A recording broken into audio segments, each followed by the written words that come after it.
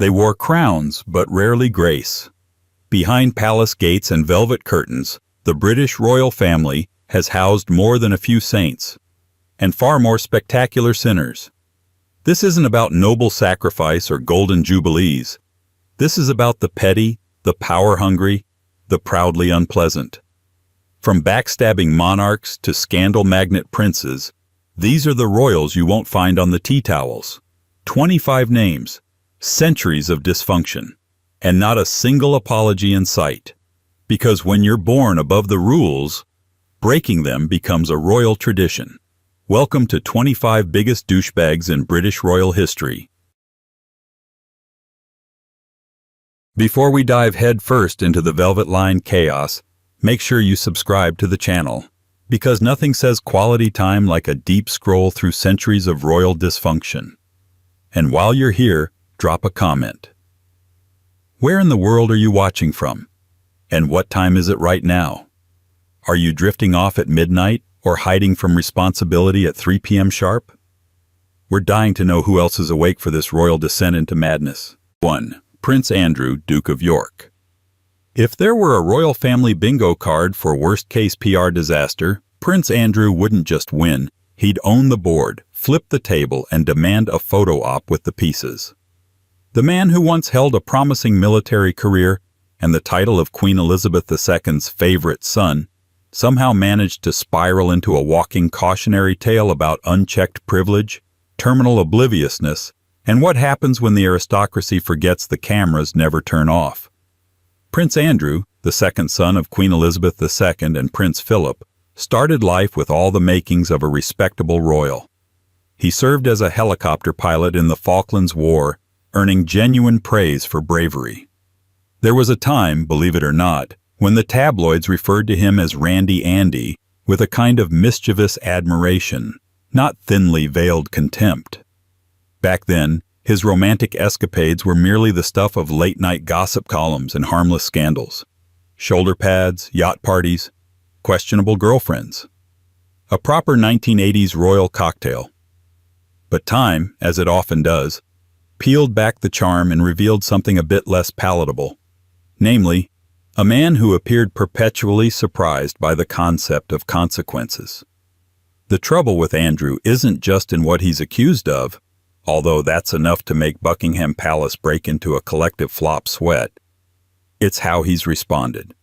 In the court of public opinion, his greatest sin may not even be the associations with disgraced financier Jeffrey Epstein, or the fact that he allegedly misused his position to rub elbows with billionaires in foreign palaces. No, the real clincher was how shockingly bad he was at pretending to care. The now infamous 2019 BBC Newsnight interview was supposed to be a moment of controlled image rehabilitation. What it became was the public relations equivalent of setting oneself on fire with a scented candle. In an effort to clear his name, Andrew instead offered what can only be described as a surreal string of alibis so bizarre they bordered on performance art. He claimed he couldn't have been at the nightclub where the alleged incident occurred because he was at a Pizza Express in Woking, and not just any visit, a very unusual trip, he emphasized, as if his loyalty to chain restaurants could somehow absolve him. Then came the sweating, or rather the lack thereof.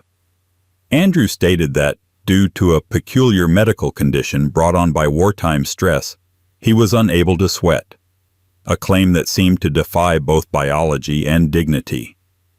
The British public, usually unflappable in their tolerance for royal weirdness, blinked. This was new. This was something else.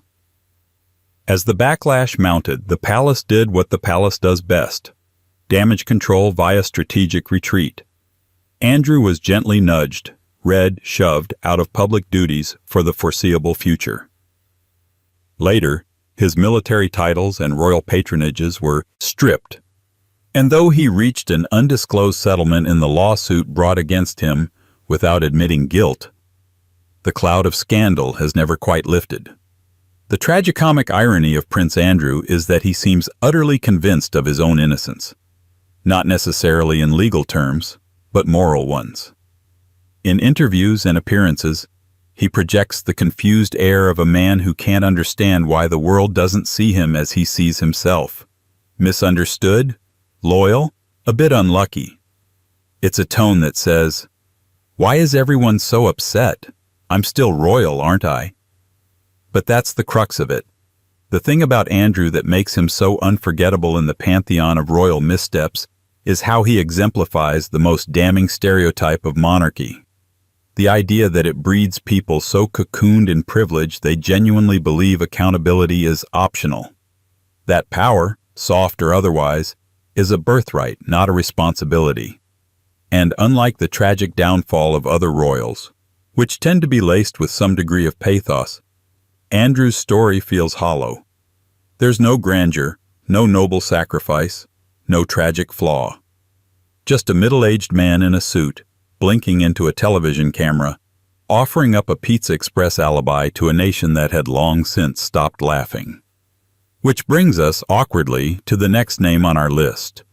A woman so tone-deaf in public settings that even the most patient royal watchers had to wonder whether she was trolling them on purpose. Because if Prince Andrew is the face of catastrophic royal misjudgment, Princess Michael of Kent is the crown jewel of casually aristocratic rudeness. And she brought a little leopard print with her. 2. Princess Michael of Kent. If the British royal family were a dinner party, Princess Michael of Kent would be the guest who insists on bringing her own wine, complains about the seating arrangement, and somehow manages to insult the waiter, the host, and the concept of modernity all within her first 10 minutes at the table. She is not the most famous royal, and certainly not the most powerful, but she might be one of the most unintentionally revealing. Because in a monarchy that thrives on carefully constructed civility, she has always seemed determined to remind everyone that being polite is optional when you're certain you were born better than everyone else. Born Baroness Marie Christine von Reibnitz in what was then German-occupied Sudetenland, she married into the British royal family in 1978, joining as the wife of Prince Michael of Kent, a cousin of Queen Elizabeth II. But from the very beginning, the press seemed to sense something different about her. Pushy, they called her. Pretentious. And later, Princess Pushy became the affectionate insult that stuck, because it captured, perhaps too neatly, the peculiar cocktail of charm and condescension that followed her everywhere she went. Marie Christine was glamorous, fluent in several languages, and proudly European in a way that made British society both fascinated and suspicious. She could work a dinner table like an actress playing royalty, every gesture deliberate, every word sharp enough to cut glass. But the thing about being naturally theatrical is that people start to suspect that you think everyone else is part of your supporting cast. Her career as a public royal, a somewhat peripheral one, since she never had an official role in the firm, became a series of social faux pas that might have been funny if they weren't so revealing.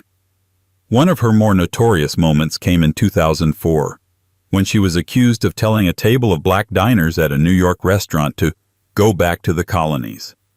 She denied it, of course, and claimed that her words had been taken out of context. But the damage was done. The tabloids had their villain, and the public had their meme.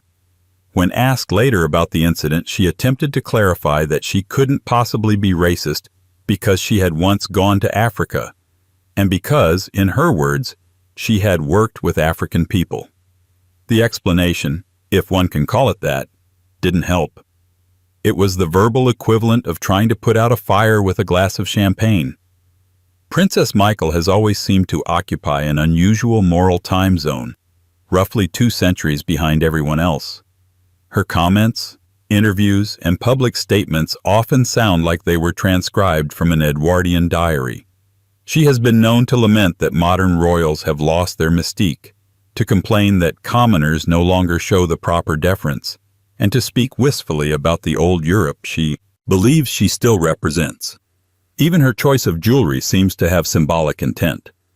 When she attended a royal event in 2017 wearing a black amour brooch, a decorative piece depicting an African figure, widely considered racist, the internet went into meltdown. The fact that the event happened to be one attended by Meghan Markle, the first biracial member of the modern royal family, made it all the worse. The palace scrambled to downplay it. She later apologized, insisting she hadn't meant to offend anyone, that the brooch was a gift she'd worn many times before, which in some ways made it worse. Because that was precisely the problem. She didn't see why it might offend anyone in the first place. And that, perhaps, is what makes Princess Michael such an enduringly uncomfortable figure in the royal orbit. She isn't malicious in the cartoonish sense. She isn't scheming for power or plotting in the shadows of Buckingham Palace. She's simply oblivious. Blissfully, catastrophically oblivious. The kind of obliviousness that comes only from a lifetime of being told that one's opinions are synonymous with truth. There's also the matter of her endless self-comparisons to historical figures. She once referred to herself as a bit like Marie Antoinette, and not ironically. Another time, she compared the treatment of her husband, whose financial struggles led them to give up a grace and favor apartment in Kensington Palace, to the persecution of Tsar Nicholas II.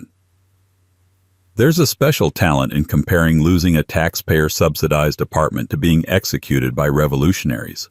But then, Marie Christine has always seen herself as a woman out of time, and occasionally out of touch with it. To her credit, there's a strange sort of purity in her lack of self-awareness. She says what she thinks. She moves through the world like an artifact that refuses to acknowledge it's in a museum. And perhaps that's why she fascinates, because she's proof that in the royal family, bad behavior isn't always scandalous. Sometimes it's just embarrassingly sincere. In the hierarchy of royal sins, Princess Michael's are not criminal. They are social. But in the age of global cameras and instant outrage, that's almost worse. She's the embodiment of a class system that can't quite understand why people stopped laughing at its jokes. And while the monarchy has spent decades trying to rebrand itself as relatable and progressive, she remains defiantly vintage, a living reminder that not every relic belongs in a glass case. And speaking of relics who mistake arrogance for destiny, the next royal on our list took the art of entitled behavior from private blunders to public spectacle. Before he became the world's most polarizing exile, Prince Harry, Duke of Sussex, was busy proving that even modern princes can be, well, royal pains. If you're still with us after that royal train wreck, you clearly have excellent taste in scandal, or at least a high tolerance for aristocratic awkwardness. So go ahead and hit that subscribe button. It's the modern equivalent of swearing fealty, but with fewer beheadings. And while you're here, tell us in the comments. Where are you tuning in from, and what time is it as you listen? Are you night scrolling in New York or mid-commute in Melbourne? We want to know who else is lurking in the shadows of royal disgrace with us. 3. Prince Harry, Duke of Sussex. There was a time when Prince Harry was the fun one, the cheeky, lovable younger brother who made the monarchy look almost human. The one who didn't seem weighed down by centuries of duty, protocol, or the crushing existential boredom of ribbon-cutting ceremonies. He was the royal who laughed too loud, drank too much, and occasionally forgot that cameras existed. Britain adored him for it, right up until it didn't. The British press has always had a complicated relationship with its royals, but Harry was their favorite tabloid muse. He was photogenic, reckless, and conveniently available. A perfect cocktail for a nation that likes its aristocrats with a touch of self-destruction. But behind that boyish grin, there was always a flicker of volatility. The kind that doesn't quite fade, even under the weight of PR advisors and palace scripts. Harry's early years were tragic in ways that shaped his public and private selves forever. Losing his mother at such a young age, and then being forced to walk behind her coffin in front of millions, wasn't just cruel.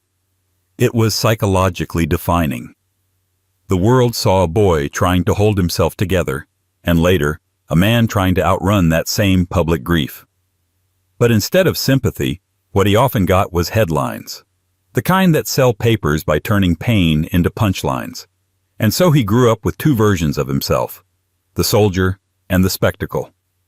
On one hand, there was Harry the veteran, the man who served in Afghanistan, flew helicopters, and worked to modernize the image of military service. On the other, there was Harry the tabloid darling, the man who dressed up in ill-advised costumes, mouthed inappropriate jokes, and lived like a prince who thought the world was his personal after-party. The infamous Nazi costume incident in 2005, a party gone wrong, a photo gone viral, marked a turning point. Suddenly, the fun one became the foolish one. His apology came quickly, but the damage lingered. The public forgave him, as they tend to do with charming rogues, but something in the myth cracked. The monarchy, ever allergic to scandal, tightened the leash. For a while he seemed to settle. Military life gave him discipline, purpose, maybe even redemption. He became a different kind of royal, one with a mission, not just a title. His founding of the Invictus Games won real respect. For once, the headlines were kind. But the British press, like an old flame, couldn't resist the drama. Enter Meghan Markle, actress, humanitarian, and the spark that lit the most expensive public family feud since Henry VIII invented divorce. To some, their love story was modern and progressive. To others, it was betrayal, not of a person, but of an idea. Harry's decision to marry an outsider, and later to leave royal life altogether, felt to traditionalists like a rebellion against the very concept of monarchy. When he and Meghan gave their now infamous interview with Oprah, Harry's transformation was complete. Gone was the reckless party boy. In his place stood a man both bitter and bewildered. He spoke about feeling trapped, about the cruelty of the British tabloids, about the coldness of the institution itself. To many, it was a justified airing of grievances. To others, it was self-pity wrapped in Californian therapy speak. But here's where the irony bites. The man who had once mocked the system for being too stiff became one of its most outspoken critics only after leaving it. He traded palace walls for podcast microphones, royal duties for streaming deals. The rebel prince became a brand, a trademarked humanitarian wrapped in a Netflix glow. And while he claims to crave privacy, he seems oddly comfortable narrating every moment of his private life to a global audience. Perhaps that's what makes Prince Harry such a fascinating contradiction. He is both victim and villain, both the wounded child and the privileged adult who can't quite decide which role fits better. He rails against the institution that made him miserable, but he can't entirely let it go either. Every book, every interview, every public appearance circles back to the same paradox. The royal who hates being royal, but can't stop talking about it. In another era, Harry might have been forgotten, another tragic footnote in a long list of royal misfits. But in the social media age, he's immortalized as content. His every complaint becomes a trending topic. His every appearance, a meme. Whether one sees him as brave or bratty, sincere or spoiled, doesn't seem to matter anymore. What matters is that he keeps the story going. And in that, he is every bit his mother's son and his father's heir. Still, for all his chaos, Harry's wounds feel almost relatable. The struggle for identity, the rebellion against expectation. The next royal, though, offers none of that humanity. If Harry is the rebel prince, the next man was the original royal narcissist. A bloated symbol of indulgence whose reflection in every mirror was his only true love. Ladies and gentlemen, meet King George IV, the monarch who mistook gluttony for grandeur and vanity for virtue. 4. King George IV. If the British monarchy were a parade of self-indulgence dressed up in ermine, King George IV would be the float made entirely of mirrors. He wasn't just a man of excess, he was excess in human form. A living emblem of what happens when power, wealth, and unchecked vanity collide like carriages in a fog. While most kings are remembered for battles, reforms, or at least one decent quote, George IV is mostly remembered for being expensive, entitled, and catastrophically full of himself. He was born George Augustus Frederick in 1762, the eldest son of King George III. From the beginning, it was clear that little George was not destined for greatness so much as grandeur. Where his father was stern, serious, and mentally troubled, George the younger was all silk stockings and velvet overcoats. He didn't want to reign, he wanted to be adored. His childhood was steeped in privilege, but also resentment. He loathed the constraints of royal life, especially the ones that involved responsibility. And so he made it his personal mission to turn his role into a spectacle. By his 20s, George had already cultivated a reputation for scandal. He secretly and illegally married Maria Fitzherbert, a Roman Catholic widow. A romantic move, perhaps, but one that violated the Royal Marriages Act. Parliament, unsurprisingly, refused to recognize the union, and George moved on with the emotional elegance of a spoiled actor changing agents. His official marriage to Caroline of Brunswick, arranged, strategic, and thoroughly miserable, was a farce from the start. He reportedly demanded brandy the night he met her and declared the next morning that he found her repulsive. The two despised each other openly, which made for excellent gossip and abysmal governance. George spent more time avoiding his wife than leading his country, and when he wasn't doing that, he was busy acquiring art, architecture, and astronomical debts. His love affair with fine living knew no bounds. His wardrobe could clothe a small village. He reportedly owned over 1,000 pairs of gloves. His dinners were elaborate, his lifestyle was a monument to appetite, and his refusal to curb either earned him the nickname the First Gentleman of Europe, though not always with admiration. Even his home, the Royal Pavilion in Brighton, was a testament to his theatricality, an opulent, onion-domed fever dream of Eastern-inspired design. To George, it wasn't enough to live like a king. He wanted to live like every king, from every culture all at once. But beneath the silk and powdered wigs was a man deeply insecure and chronically dissatisfied. His reign as Prince Regent, a decade-long stint that began due to his father's mental illness, offered a rare glimpse of a royal given power without preparation. He took the job, but not the responsibility. His involvement in politics was minimal and self-serving. He didn't reform, didn't revolutionize, didn't rule so much as pose. When he finally became king in 1820, his popularity was already in decline. His treatment of Queen Caroline, who returned to England seeking recognition and was publicly humiliated for it, turned public opinion firmly against him. The people sided with the wife he had rejected, not because she was beloved, but because George had become so thoroughly dislikable. Cartoonists and satirists had a field day, lampooning him as bloated, lazy, and delusional. They weren't wrong. Even his own aides could hardly mask their disdain. One described him as, "A more contemptible, cowardly, selfish, unfeeling dog does not exist."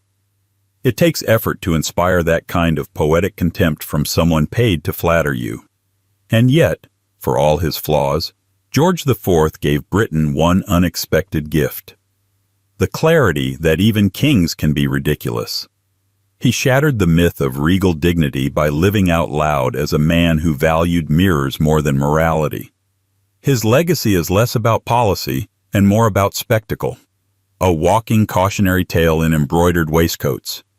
But if George IV was a peacock in a palace, flapping and preening his way through history, the next royal on our descent through dysfunction is a different breed of problem, less flamboyant, more treacherous. A man who gave up the crown for love, or so the legend goes, and spent the rest of his life trying to convince the world that was noble, not narcissistic.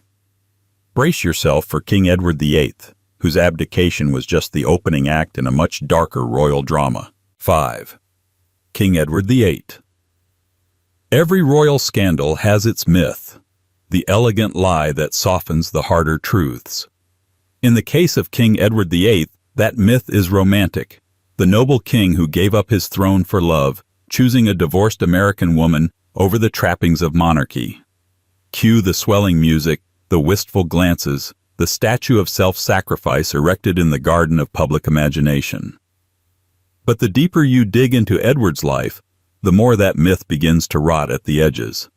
Because Edward didn't abdicate for love. Not really. He abdicated for himself.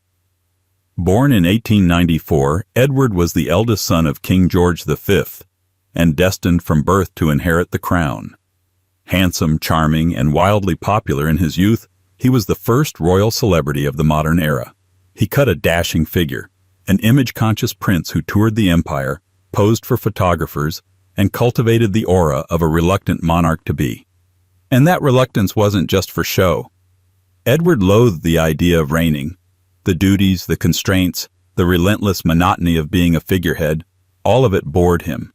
He once said that becoming king would be utter hell, and when the time came, he proved it. The problem with Edward wasn't that he fell in love with Wallis Simpson, an American divorcee who became, infamously, the reason for his abdication, but that he seemed completely uninterested in the actual responsibilities of kingship. Even before Wallis, Edward had shown a staggering lack of interest in governance, preferring nightclubs to briefings and parties to politics. His letters during his time as Prince of Wales are filled not with reflections on statecraft, but complaints about how exhausting royal protocol was and how much he'd rather be anywhere else. When George V died in 1936, Edward ascended the throne and almost immediately began dismantling it in spirit. He was impatient with tradition, dismissive of ministers, and openly flouted constitutional norms. His relationship with Wallis wasn't just a personal matter. It became a constitutional crisis.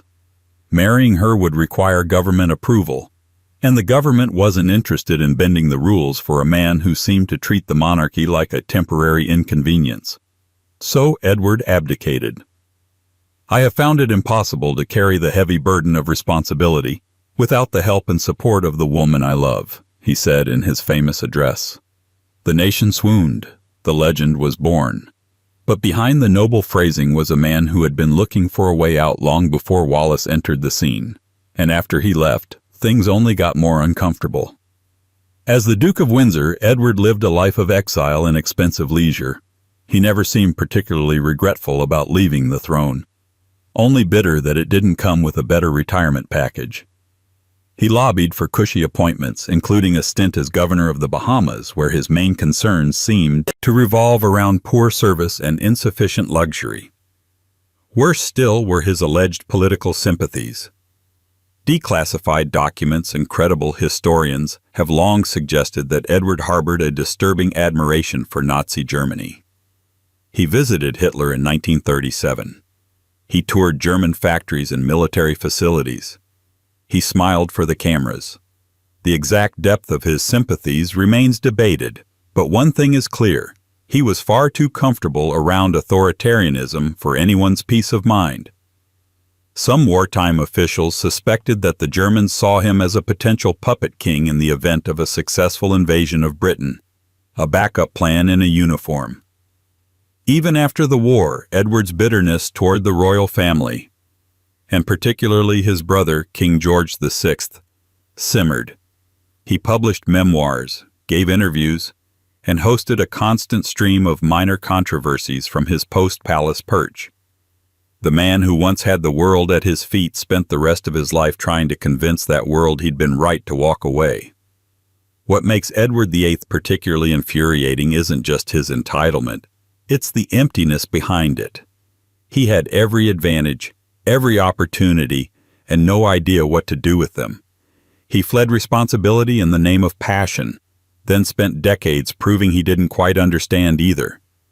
But if Edward was the king who left, the next royal on our descent into dysfunction was the one who stayed, through illness, instability, and the gradual collapse of his mental faculties. His name became shorthand for madness, but the truth is far messier than the caricature. Enter King George III, a monarch whose mind unraveled while the empire marched on. 6. King George III. For most people, King George III lives in cultural memory as a punchline, the mad king who lost America. A powdered wig in a Hamilton number, a monarch whose mental decline became the stuff of Broadway hooks and history memes. But as with most oversimplified legends, the reality is murkier, sadder, and considerably more unsettling. Because George III's reign wasn't just defined by what he lost, but by what he couldn't control: his mind, his court, and eventually, the narrative of his own rule. Born in 1738 and crowned in 1760, George ascended the throne at just 22, with all the wide-eyed idealism and rigid principles of a man determined not to become a puppet. He was the first Hanoverian monarch born in Britain, spoke English as a first language, and genuinely believed in the divine duty of the crown. But that belief, noble as it may sound, came with a price. George saw himself not as a figurehead, but as an active steward of moral order. And moral order, to him, looked suspiciously like personal obsession. In his early years, George was a surprisingly diligent ruler. He took his role seriously, even devoutly. He read the legislation. He met his ministers. He was a family man in an age of philandering kings, monogamous, earnest, even a little awkward. But lurking behind this image of stable domesticity was a man who could not, and would not then, adapt. He clung to power even as the world shifted beneath him. He saw compromise as weakness. And nowhere did this rigidity become more disastrous than in his dealings with the American colonies. The loss of the American Revolution wasn't solely his fault. Parliament, taxation policy, and military miscalculations all played their part. But George took it personally. He saw rebellion not as political disagreement, but as moral betrayal. He couldn't fathom that subjects might reject him not because they were disloyal, but because they wanted autonomy. In letters and decrees, his tone hardened. He viewed negotiation as surrender. Diplomacy became impossible. And when the war was lost, George reportedly considered abdication, not because he thought he'd failed, but because he couldn't stomach the idea that his authority wasn't absolute. But even the king's political stubbornness pales in comparison to what came next, the slow, public unraveling of his mental health. Historians still debate the exact cause: porphyria, bipolar disorder, severe stress compounded by genetic predisposition. Whatever the diagnosis, the symptoms were hard to ignore. He would talk incessantly for hours, often to no one. His letters veered into unintelligible spirals. He lost touch with his surroundings, ranted at courtiers, and at times had to be physically restrained. For a monarch who'd once prided himself on self-control and reason, it was a cruel and ironic collapse. And yet, even in his lucid moments, George clung to power. The Regency Act was passed only when it became undeniable that he could no longer rule. And even then, only after political arm-twisting. His son, the future George IV, was installed as Prince Regent, beginning a decade of ceremonial cohabitation between a mentally incapacitated father and an indulgent, vain heir. George III spent his final years in isolation at Windsor Castle, blind, deaf, and almost completely disconnected from reality. He outlived many of his children, his beloved wife Charlotte, and the political world he once tried to command. When he died in 1820, at the age of 81, Britain was a different place. The empire was expanding, the monarchy was evolving, and the image of the king, once synonymous with divine wisdom, was permanently altered. What makes George III compelling isn't just his descent into madness, but how that madness mirrored the monarchy itself. Powerful, inflexible, and increasingly out of touch. His reign marked the end of one kind of kingship and the reluctant beginning of another, one where rulers had to look a little more like people and a little less like gods. But while George's tragedy was largely internal, our next royal's dysfunction played out in the open, loud, theatrical, and soaked in scandal. She was alternately pitied, reviled, and laughed at by the very court that made her queen. A woman scorned by a nation and locked in a grotesque marriage of mutual loathing. Meet Queen Caroline of Brunswick, the royal wife no one wanted, least of all her own husband. 7. Queen Caroline of Brunswick. In the tragicomedy of British royalty, Queen Caroline of Brunswick was the woman caught in the world's messiest slow-motion divorce, and the world, unfortunately, was invited to watch. She was married to a man who detested her, smeared by a court that resented her, and paraded through the tabloids of her time like an early 19th century soap opera character. Depending on who you ask, she was either a sainted victim or a scandalous spectacle, and somehow she managed to be both. Born in 1768 into the German nobility, Caroline was matched with George, Prince of Wales, later George IV, in one of those cold, practical royal marriages where emotional compatibility was considered optional and political convenience was everything. The matchmakers expected at least a public show of unity. What they got instead was instant mutual revulsion.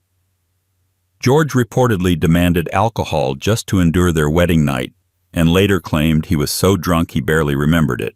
Caroline wasn't particularly impressed either, noting, in writing, that her husband was fat, pale, and had bad teeth. Charming start. But despite their contempt, the marriage did produce one child, Princess Charlotte, and once that duty was fulfilled, the couple effectively separated. Caroline was packed off into semi-exile, and George went back to his lifestyle of wine, women, and deeply unnecessary waistcoats. For a time, Caroline seemed content to live her life apart from the court. She traveled, entertained freely, and was known to behave in ways that made the royal establishment deeply uncomfortable. She was loud, unfiltered, and delightfully unconcerned with what anyone thought of her. This alone might have sealed her fate. Royal women, especially the ones cast out, were expected to vanish quietly. Caroline did the opposite. She surrounded herself with eccentrics, foreign companions, and a fair number of men, many of whom were accused of being more than just friendly visitors. Whispers of infidelity turned into formal investigations. The most infamous of these was the Delicate Investigation of 1806, a name that sounds like a polite dinner party, but was actually a quasi-legal inquiry into whether Caroline had borne an illegitimate child. The result? Officially inconclusive, publicly humiliating. Still, she remained legally the Princess of Wales. And eventually, when George ascended to the throne in 1820, she became queen. Or at least, she tried to. George, now King George IV, was desperate to keep her out. He petitioned for a divorce, tried to bar her from the coronation, and even supported a bill in Parliament, the Pains and Penalties Bill, that would have stripped her of her title on the grounds of adultery. The entire episode played out like a constitutional circus. Caroline returned to England to defend herself and was met with an odd kind of public enthusiasm. Crowds gathered to support her. Pamphlets were printed. Queen Caroline forever became the chant of the disaffected. To the working classes, she was a symbol, not necessarily of virtue, but of resistance. If George IV was the bloated emblem of royal hypocrisy, Caroline became the messy, flawed heroine standing in opposition to it. But Caroline was no saint. Her behavior, while bold, was often erratic. She made poor political decisions, surrounded herself with dubious advisors, and struggled to play the part of the virtuous wronged woman the public wanted her to be. She was inconsistent, reactive, and just as willing to sling mud as her enemies were. Her attempted entrance into Westminster Abbey on the day of the coronation became the stuff of royal farce. Denied entry at every door, she circled the building in a carriage, refused again and again until she finally gave up. A queen by law but not in ceremony, a theatrical rejection that summed up her entire place in the monarchy. Caroline died just a few weeks later, in August 1821, of an illness worsened by stress and public humiliation. Her tombstone bore the inscription, "Here lies Caroline of Brunswick, the injured Queen of England." Even in death, she made sure the monarchy couldn't forget her. Caroline's legacy is uncomfortable because it forces us to ask, what happens when both sides in a royal feud are unlikable? She wasn't a model queen, but she wasn't meant to be. She was, in the end, a symptom of a royal system built to serve appearance, not humanity.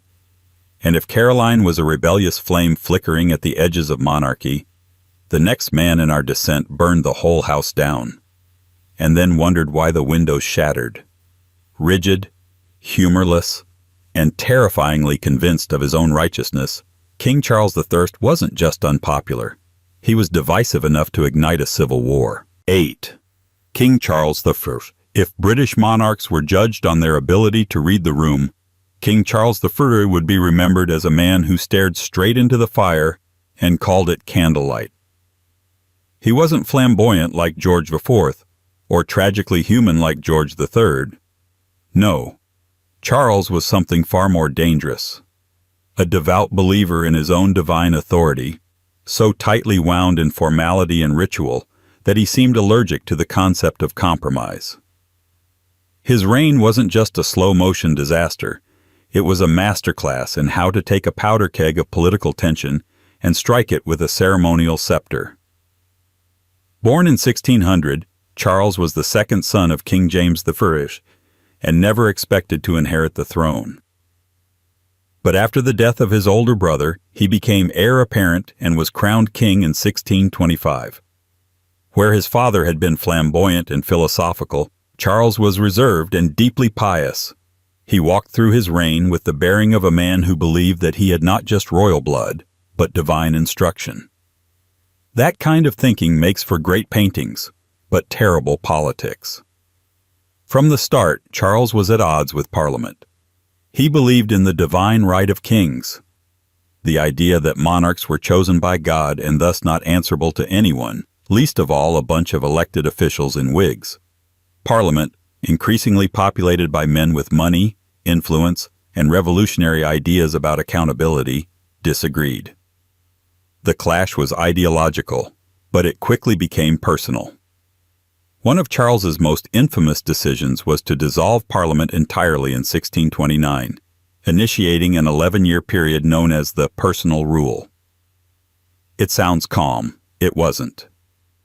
During this time, Charles attempted to govern without legislative consent, relying instead on ancient taxes, unpopular levies, and deeply questionable financial tricks to fund his court. Unsurprisingly, this did not go over well with the public. Taxation without representation, it turns out, doesn't sit any better in London than it did in Boston. Worse still was his religious policy.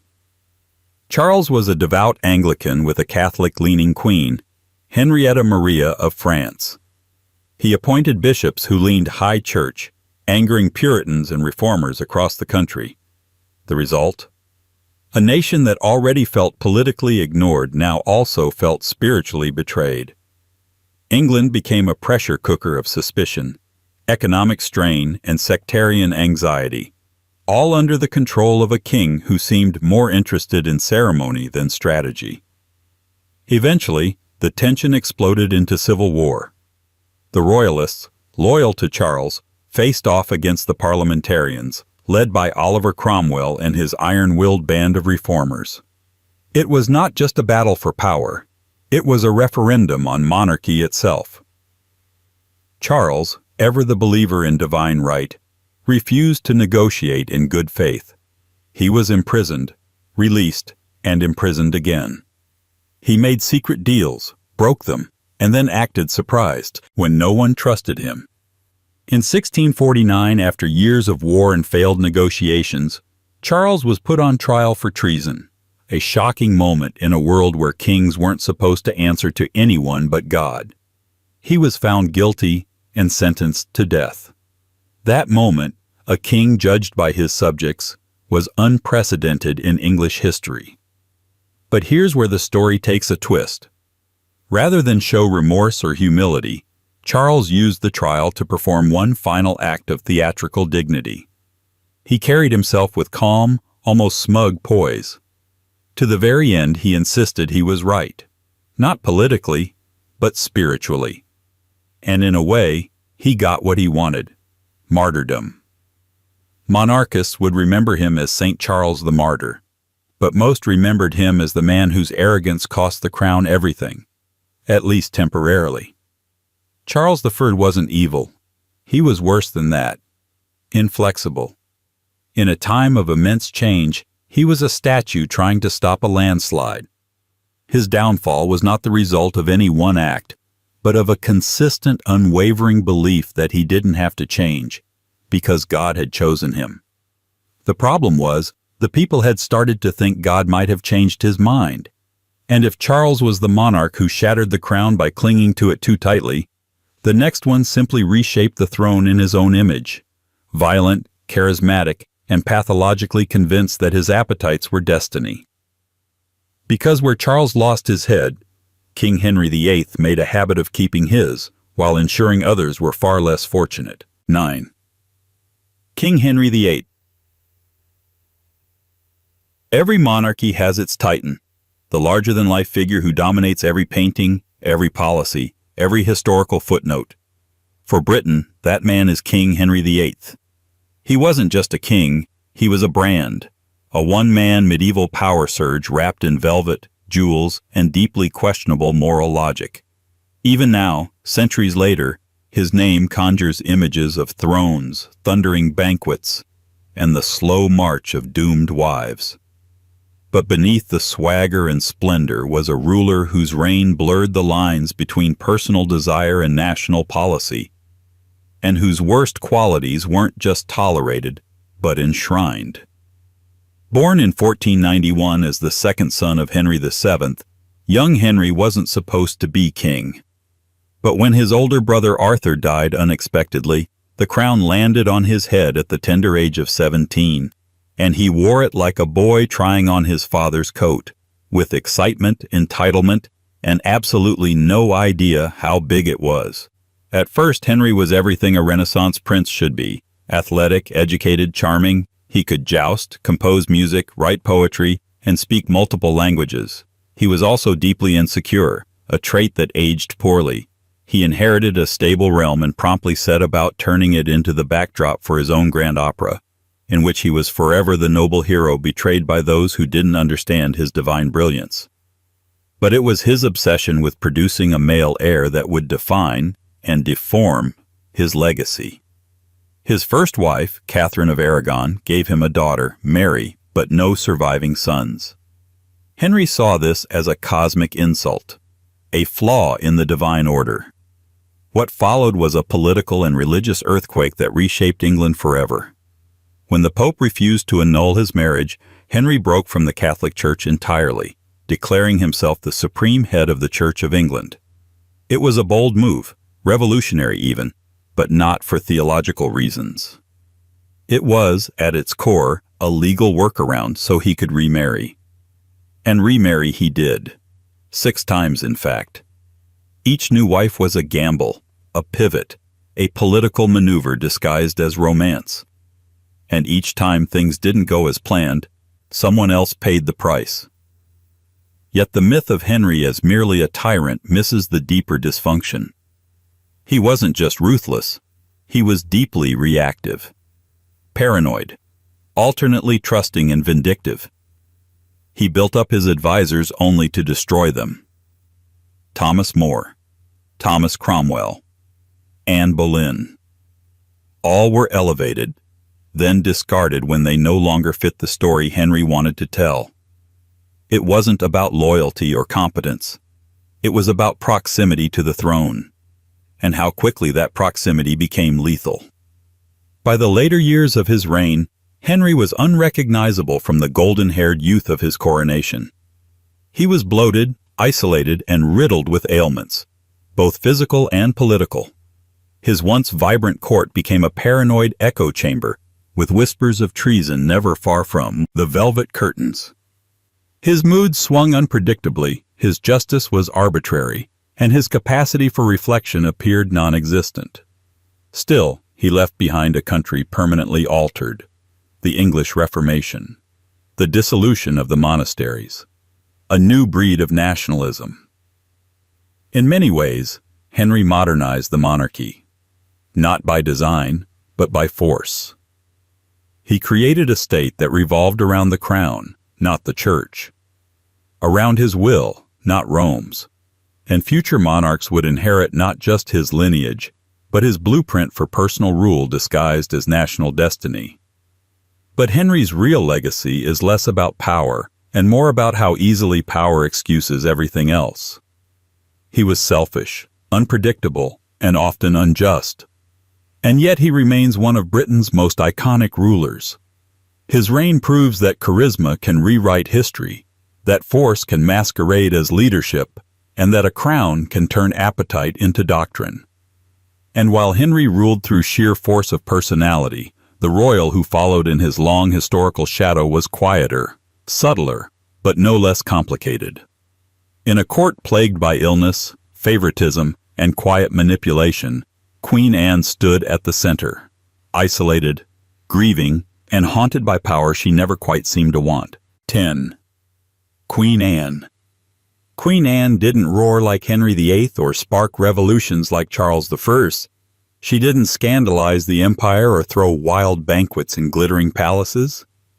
No, Anne ruled in a different key, quieter, sadder, and laced with the kind of melancholy that clings to tapestries and echoes through drafty throne rooms. Her reign was not marked by drama, but by discomfort. She was the monarch who never quite seemed comfortable with being one. Born in 1665, the daughter of James II, Anne came to the throne in 1702 after a series of dynastic shuffleboard moves that kept Britain Protestant, whether it liked it or not. She was the last of the Stuarts, and her reign saw the official formation of Great Britain. A unifying moment that felt, in retrospect, oddly detached from the woman who technically made it happen. Because Anne didn't lead like a revolutionary. She led like someone trying very hard not to fall apart. By the time she was crowned, Anne had endured more personal loss than most royal biographies dare to count. She suffered from chronic illness her entire life, possibly lupus or a similar autoimmune condition, and experienced at least 17 pregnancies, none of which resulted in a surviving heir. Miscarriages, stillbirths, and children who died in infancy created a kind of private grief that hung around her like fog. Her body failed her again and again, while the nation watched and whispered.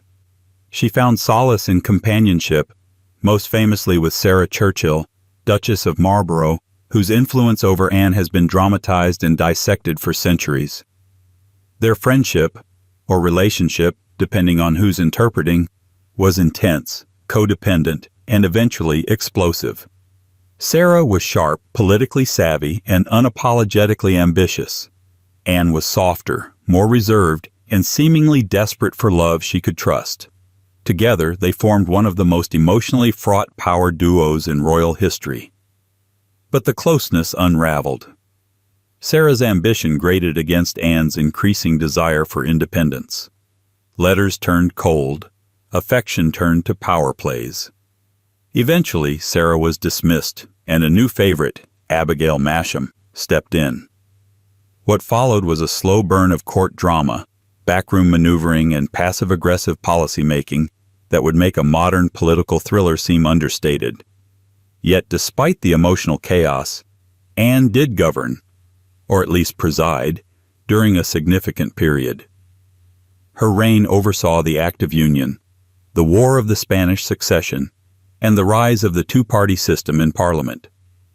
She supported the Church of England, mistrusted the Whigs, and leaned into Tory ideals with a kind of vague loyalty more emotional than ideological. But she was never a natural politician. Her speeches were stiff. Her presence at court was subdued, and her reputation, even in her own time, was one of awkward reserve.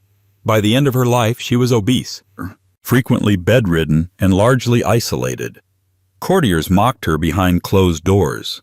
Ministers manipulated her preferences. The monarchy endured, but its figurehead seemed increasingly absent. When she died in 1714, childless and exhausted, it marked the end of a dynasty. Her body was carried to its grave by 12 guards, not out of honor, but because no fewer could lift her. Anne's reign was not disastrous, but it was undeniably uncomfortable. She was not cruel or scandalous, just tragically unfit for the weight of the crown. A queen without heirs, a ruler without confidence, a monarch whose most lasting impression may be how deeply human she was, and how ill-suited that humanity was to royal expectation. And if Anne ruled from the shadows of her own sorrow, the next royal on our list charged headfirst into those shadows with champagne in one hand and scandal in the other. Meet Prince George IV. Again, only this time, we're digging deeper into the man behind the powdered face, and just how thoroughly he turned royal dignity into a punchline. 11. Prince George IV. Prince George IV was the kind of royal whose life felt less like a reign and more like a long-running tabloid column, ghost-written by excess and edited by debt collectors. We've met him once already, back when he was masquerading as a future monarch during his disastrous marriage to Caroline of Brunswick. But his second act, as king, deserves its own separate file under historical facepalms.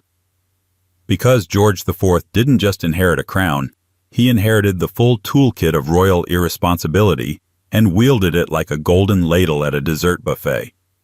By the time he officially became king in 1820, George had already spent nearly a decade as Prince Regent, filling in for his father, George III, who had descended into incapacitating mental illness.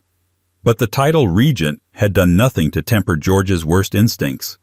If anything, it gave him the appearance of power without the accountability of rule, and he treated it as such.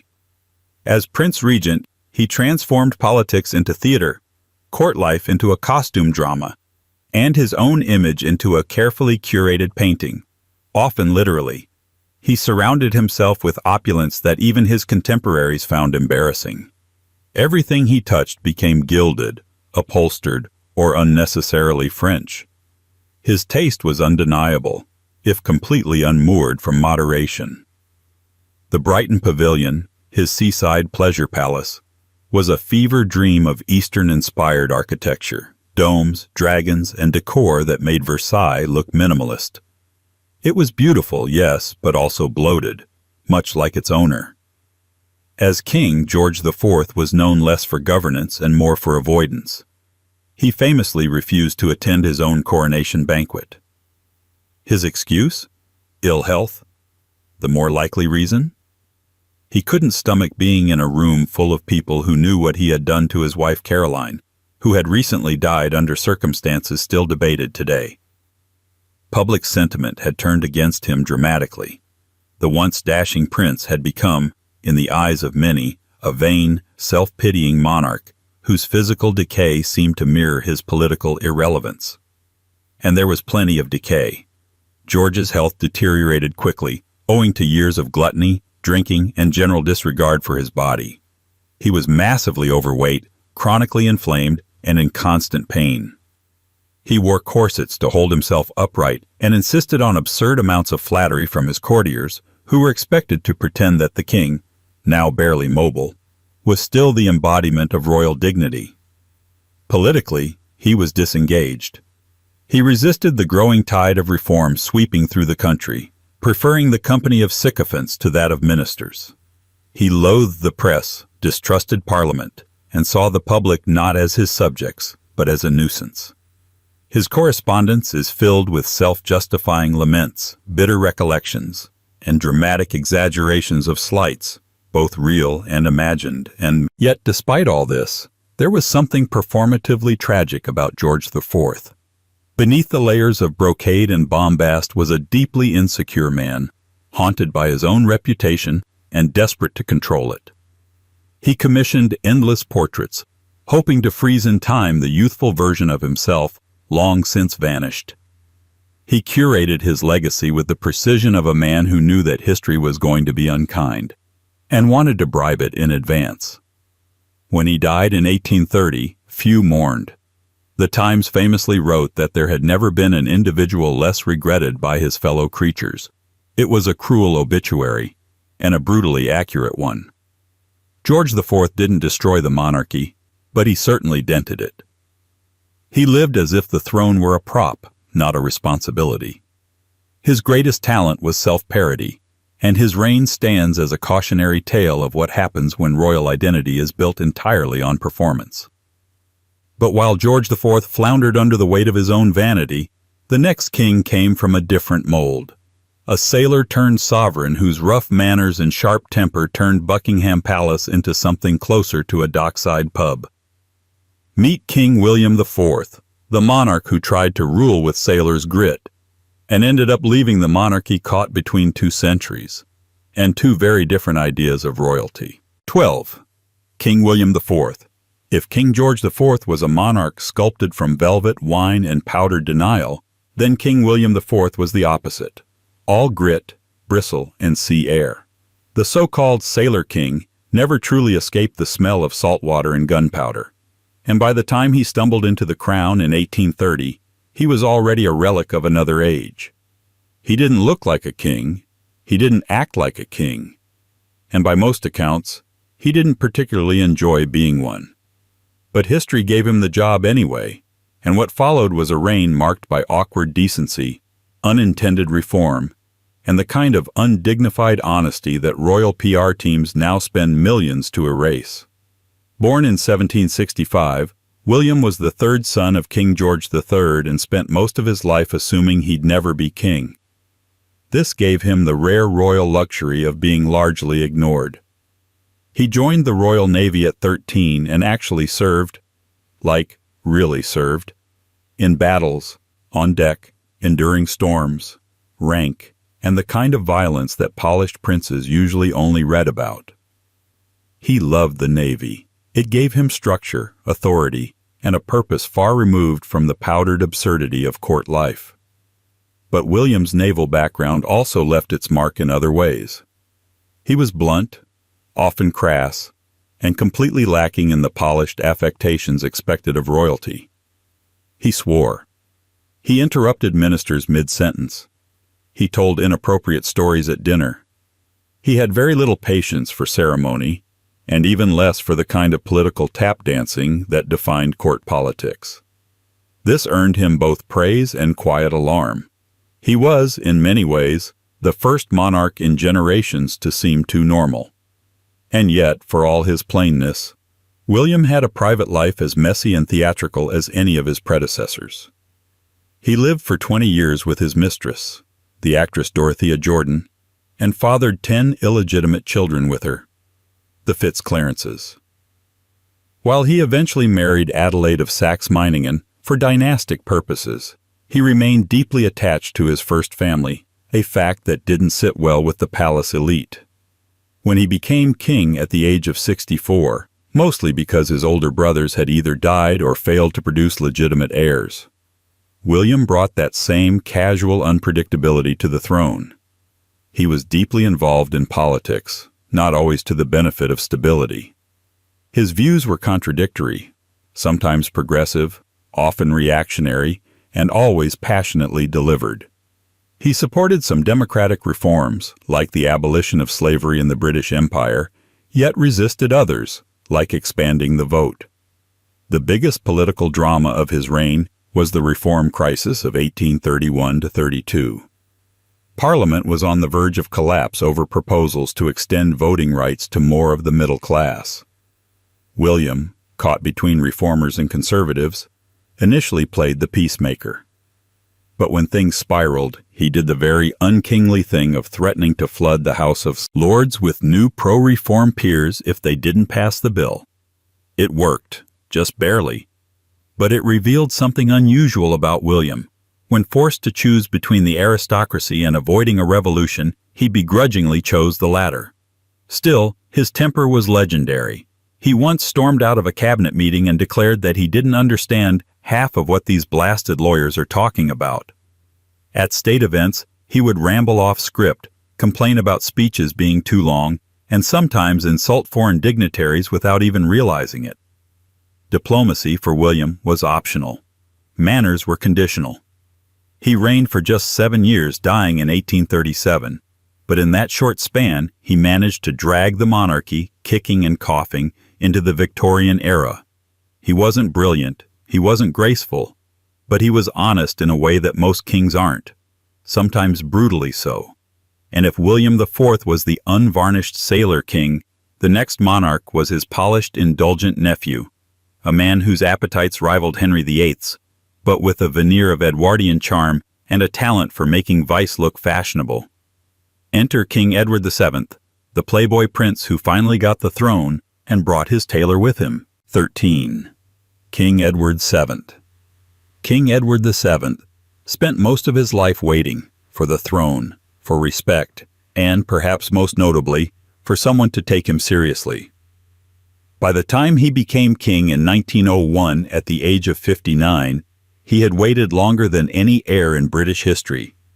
And like a man finally called to the stage after decades in the lobby, he walked in with champagne breath, monogrammed cufflinks, and the quiet confidence of someone who knew the party didn't start until he arrived. Born in 1841 as the eldest son of Queen Victoria and Prince Albert, Edward, known to friends and enemies alike as Bertie, was a disappointment from the start. His parents were stern, intellectual, and deeply moralistic. Bertie was not. Where his father was a model of industrious Germanic efficiency, Bertie preferred hunting, gambling, and the company of actresses. He wasn't unintelligent, just completely uninterested in the kind of life his parents wanted for him.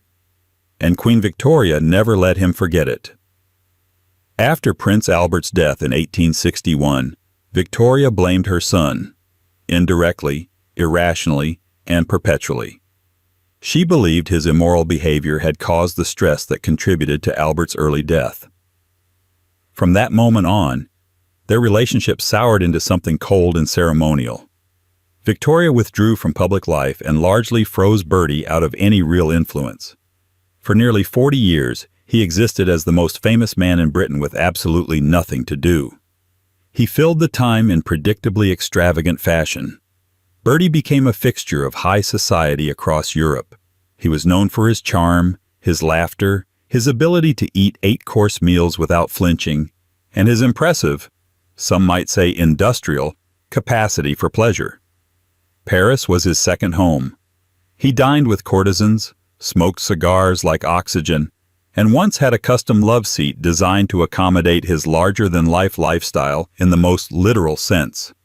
But beneath the excess, there was strategy. Bertie understood people. He had an instinct for diplomacy, even if he lacked formal power. While Victoria sulked in castles, Bertie worked rooms. He built friendships with foreign leaders, disarmed rivals with charisma, and essentially created the model of the modern soft power royal, all while being dismissed as a lightweight. When Victoria finally died in 1901, Bertie ascended the throne as King Edward VII. And to the surprise of many, he wasn't terrible at it. He brought a new energy to the monarchy, easing some of the stiffness left behind by his mother's endless mourning. He traveled widely, hosted lavish state events, and used his social skills to smooth over diplomatic tensions, especially between Britain and France. The Entente Cordiale, a historic agreement between the two nations, was due in part to Edward's personal charm offensive. Still, old habits die hard. His reign, though short, was peppered with scandals. He gambled at private clubs, left unpaid debts, and was whispered to have fathered more children than he acknowledged. He famously had a chair built with a cutout seat to accommodate his expanding waistline during affairs. It sounds like a joke, but the chair exists. That's the legacy he left. One part king, one part caricature. Edward VII died in 1910 after just 9 years on the throne, and the obituaries struggled to strike a tone. He had been both a disappointment and a revelation. A decadent hedonist who somehow ushered in an era of elegance.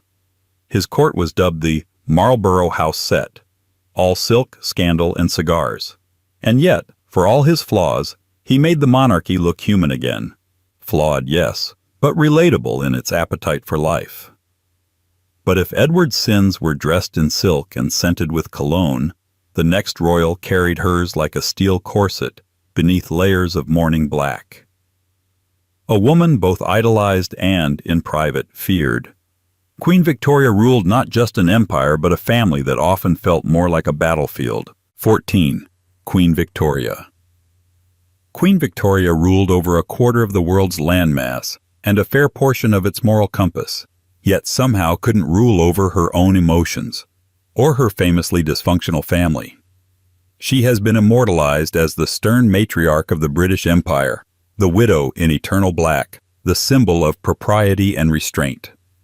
But strip away the statues, stamps, and sugar-coated schoolbook mythology, and what remains is a ruler as complex as she was contradictory, sentimental yet domineering, deeply devoted yet emotionally punishing, and not nearly as amused as legend would suggest. Born in 1819 and ascending the throne at the age of 18, Victoria was never meant to be a monarch. But a series of sudden deaths and dynastic dead ends placed her at the helm of an empire about to balloon into global dominance. Her early reign had a romantic sheen, part fairy tale, part constitutional drama. She fell deeply in love with her cousin Prince Albert, married him against her advisor's better judgment, and proceeded to become a kind of Victorian power couple, blending domestic bliss with royal PR. But the fairy tale ended when Albert died of typhoid in 1861, leaving Victoria shattered. She retreated from public life almost entirely, plunging the monarchy into a long shadow of grief. She wore mourning black for the rest of her life. For over a decade, she avoided state duties, causing frustration and resentment across government and public circles. The country continued functioning, but the Queen was largely absent, physically present, politically ghosted. What replaced her public presence was private influence, often overbearing, often emotional. Her letters to her children are filled with melodrama and moral scolding. She played favorites, then turned on those favorites when they stepped out of line. She simultaneously clung to her offspring and meddled in their lives with such fervor that it strained many of those relationships beyond repair. Her son Bertie, later Edward VII, bore the brunt of her disappointment. She considered him idle, shallow, and unworthy of the crown. He, in turn, resented her control and spent most of his adult life waiting to be free from it. Politically, Victoria had more power than she liked to admit. Though technically a constitutional monarch, she was not shy about expressing her opinions on ministers, wars, and morality. She disapproved of Gladstone, adored Disraeli, and frequently inserted herself into matters of state through back-channel letters and emotional appeals. Her version of ruling was less about decree and more about pressure, subtle when necessary, suffocating when not. Her personal biases also shaped imperial policy. She had a soft spot for India, though her affection was often tangled in colonial fantasy. She took an Indian servant, Abdul Karim, as a close confidant, scandalizing the court and prompting whisper campaigns. It wasn't the relationship itself that shocked. Royals were no strangers to favoritism. But the fact that she treated someone from outside the aristocracy as emotionally and politically significant. Her court was furious. She didn't care. Despite being celebrated as the embodiment of Victorian virtue, Victoria herself often failed to live up to the image. She could be petulant, obsessive, and alarmingly cold to those closest to her. Her grief became identity, her authority, personal. What she left behind was a monarchy drenched in contradiction, expanded and glorified on the world stage, but inwardly brittle, bruised by the very woman who had tried to make it unbreakable. And if Victoria ruled with sentiment weaponized as strategy, the next king brought no such depth, only discipline, silence, and a frost that seeped into the bones of his family. Enter King George V, a man so emotionally withheld and regimentally rigid, even his children feared the sound of his footsteps down the hall. 15. King George V. If King Edward VII was the playboy turned surprisingly effective monarch, his son, King George V, was the exact opposite, stern, dry, and allergic to personal flair. Where Edward embodied indulgence, George preferred formality. Where Edward laughed, George frowned. And where his father cultivated charm, George cultivated fear, particularly within his own household. He didn't command loyalty by charisma.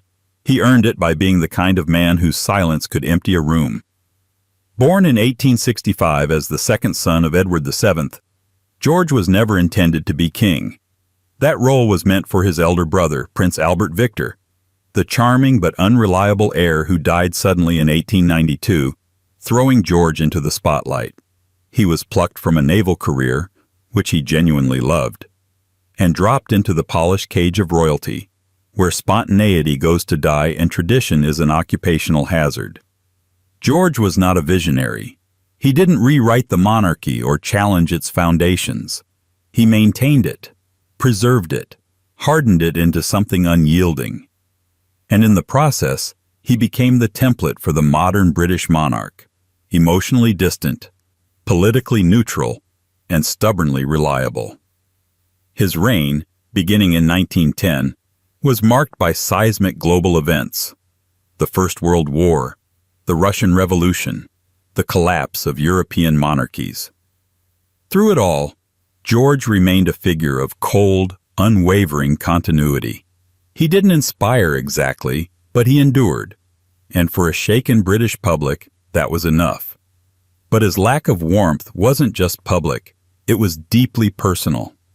George was famously strict with his children, particularly his sons. He saw any sign of softness as weakness, any sign of rebellion as disloyalty. His relationship with his heir, the future Edward VIII, was notoriously strained. George thought Edward was unserious, self-indulgent, and too fond of American divorcees. He was right, but his way of showing concern was through rigid disapproval and emotional distance. The irony, of course, is that George V's greatest act of royal clarity came not through leadership, but through rebranding. During World War I, amid anti-German sentiment, he changed the royal family's name from the House of Saxe-Coburg and Gotha to the House of Windsor. It was a brilliant move, superficial, yes, but symbolically powerful. It told the public that the king stood with them, not with distant cousins in Berlin. Yet behind this savvy move lay a man who still thought and ruled like a Victorian. He once wrote in his diary that he dreaded weekends because they meant time with his family. His children feared him. His court tiptoed around him. He was a man of duty, certainly, but also of astonishing emotional stinginess. When the Russian royal family, his cousins, begged for asylum during the Bolshevik Revolution, George initially agreed, then quietly reversed the decision, fearing public backlash. Romanovs were later executed. The moral cost of that decision haunted the crown, but not visibly George. Whether he regretted it or compartmentalized it is anyone's guess. But he never spoke of it again. George V died in 1936, exhausted and suffering from chronic illness. His final years were defined by disappointment in his heir and the quiet satisfaction that, despite everything, the monarchy had survived. Not grown, not evolved, just survived. And as it turned out, survival was the easy part. Because while George ruled with cold precision, the next royal in our descent was far less careful.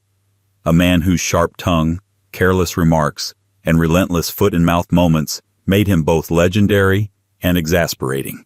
Enter Prince Philip, Duke of Edinburgh, the consort who never quite learned to whisper. 16.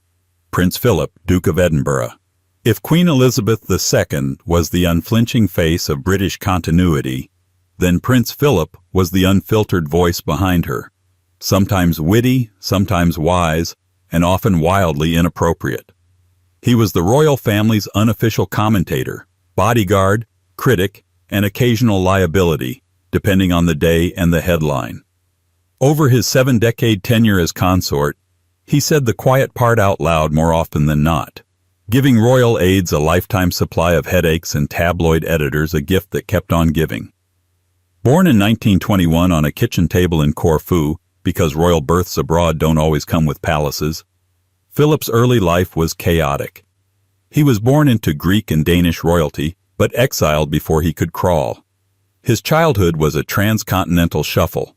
France, Germany, Britain, often marked by separation from his parents and a constantly shifting identity.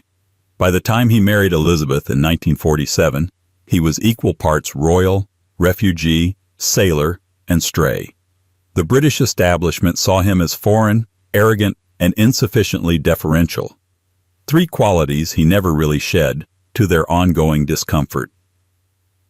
Philip's military service in the Royal Navy during World War II gave him structure, discipline, and a firm belief that duty was best done without complaint, a value he never stopped trying to impose on those around him.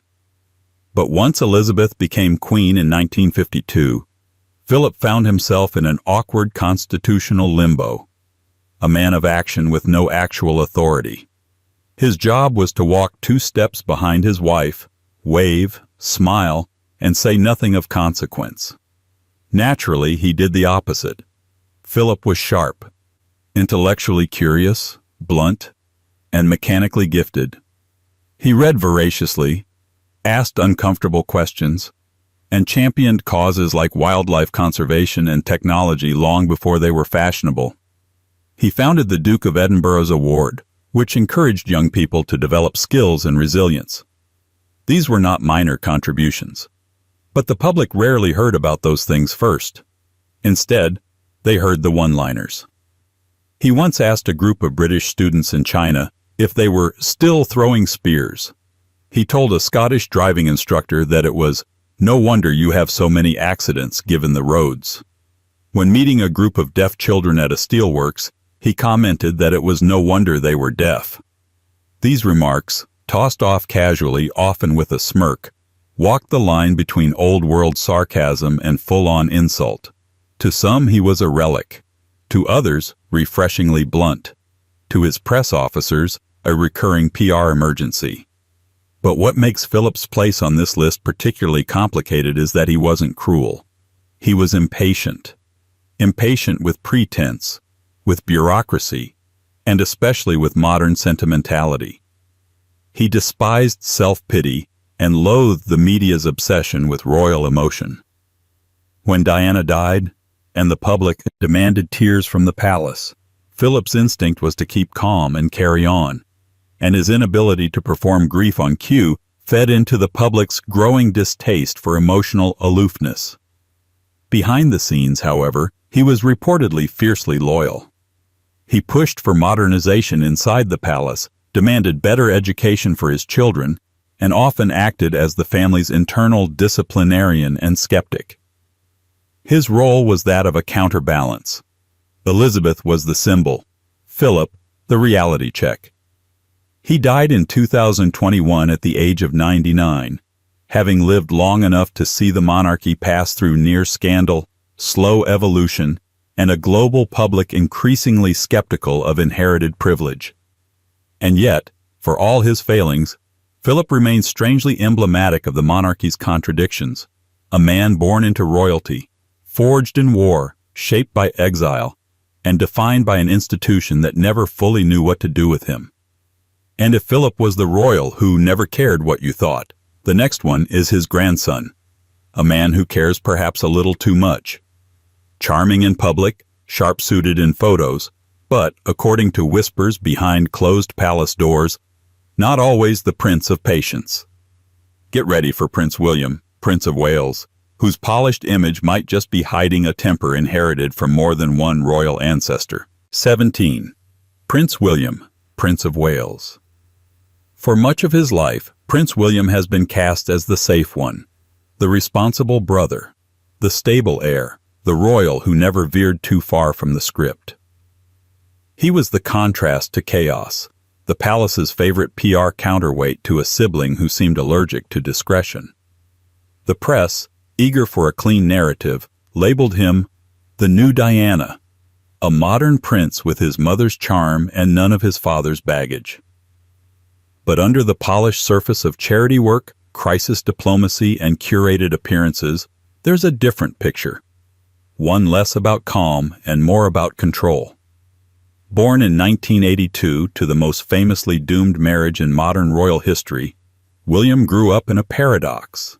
He was both the golden child of a fairy tale and the silent witness to its collapse. His childhood was shaped by instability masked as ceremony, family trauma buried under palace walls. It's easy to forget how much of his early life was spent being stared at, not just by press photographers, but by a nation desperate for a narrative.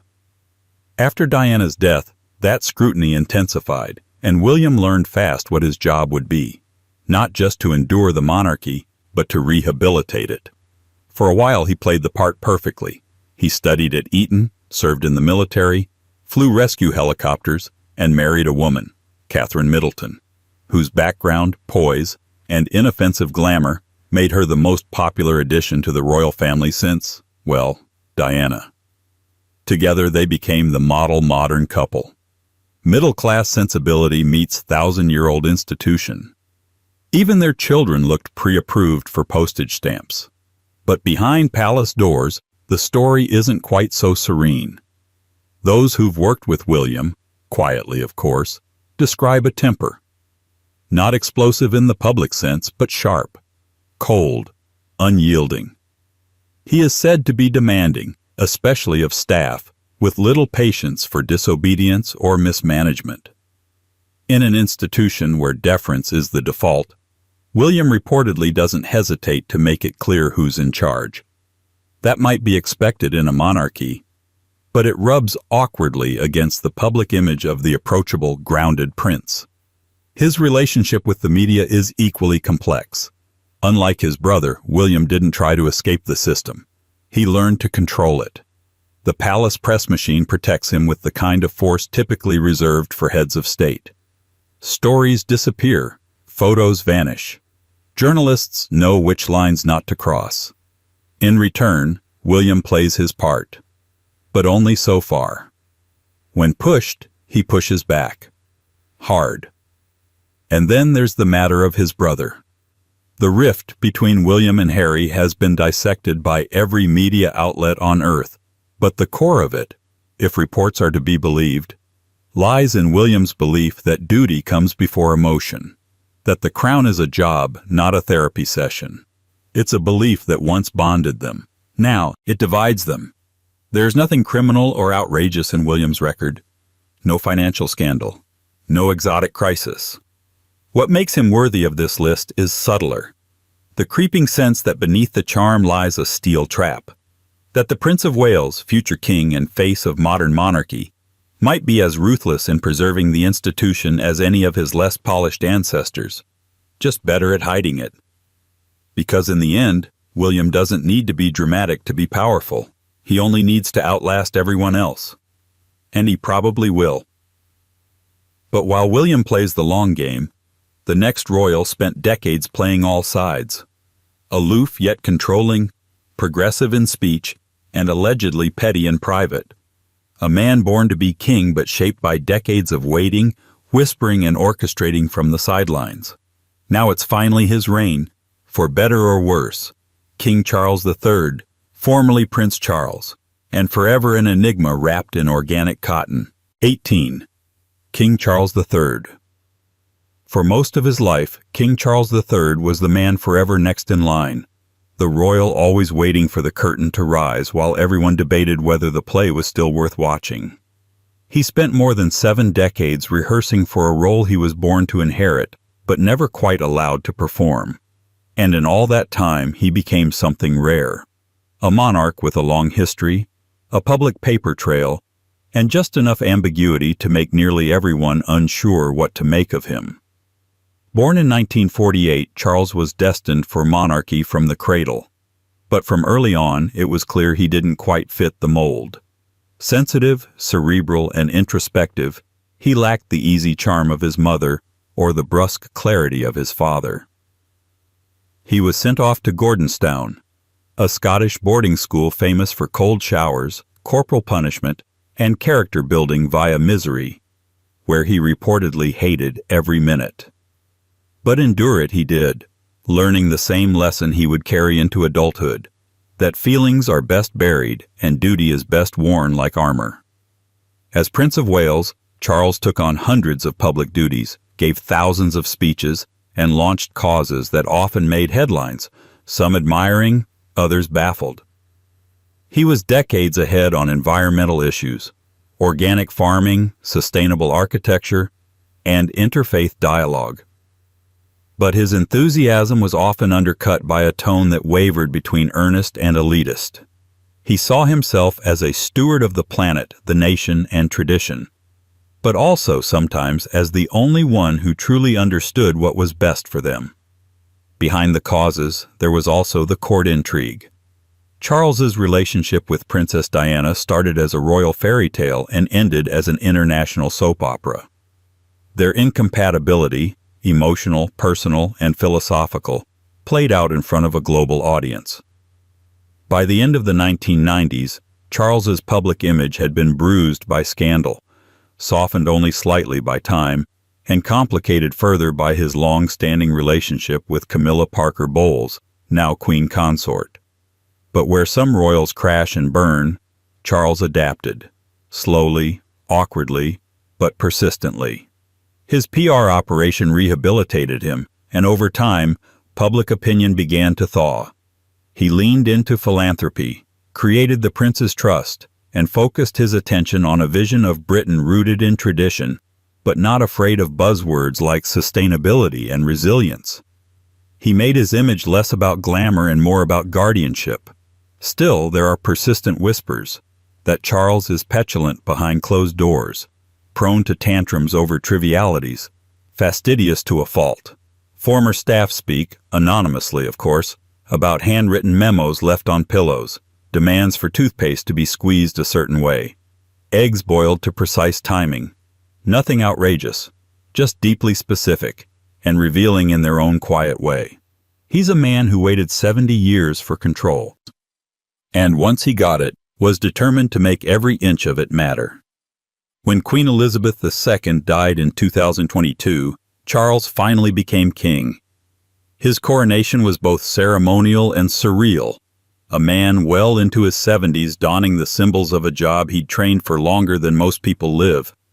And while he speaks of service and continuity, there's no ignoring the subtle undertow of self-vindication. This is his monarchy now, shaped not just by birthright, but by decades of deferred ambition. Charles isn't a villain. He's not a hero either.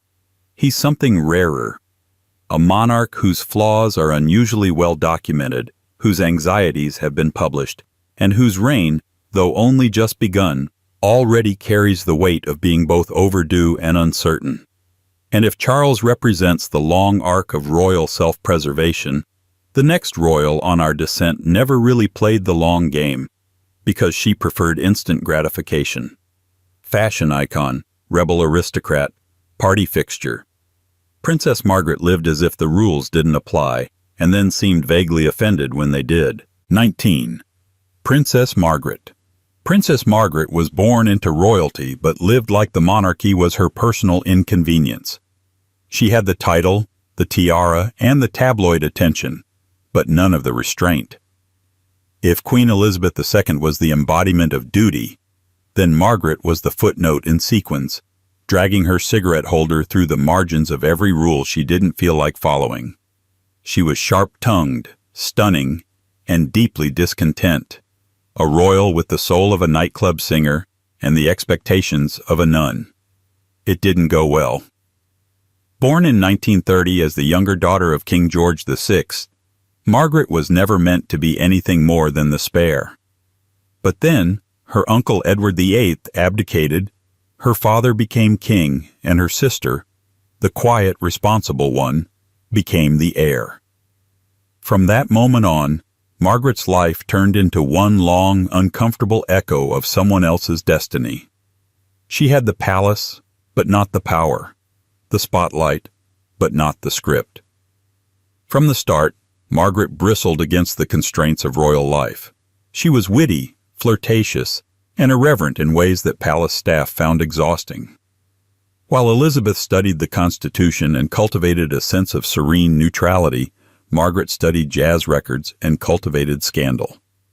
Her relationships were frequent topics of gossip, but none more so than her romance with Group Captain Peter Townsend, a war hero, a divorcee, and, by mid-century royal standards, a walking PR disaster. Margaret wanted to marry him. The public supported it. The monarchy did not. Under Church of England rules, And in the shadow of the abdication crisis, marrying a divorced man while still being a working royal was a bridge too far. Ultimately, Margaret renounced the relationship in a broadcasted statement that was part loyalty pledge, part emotional hostage note. She claimed the decision was hers. No one really believed her.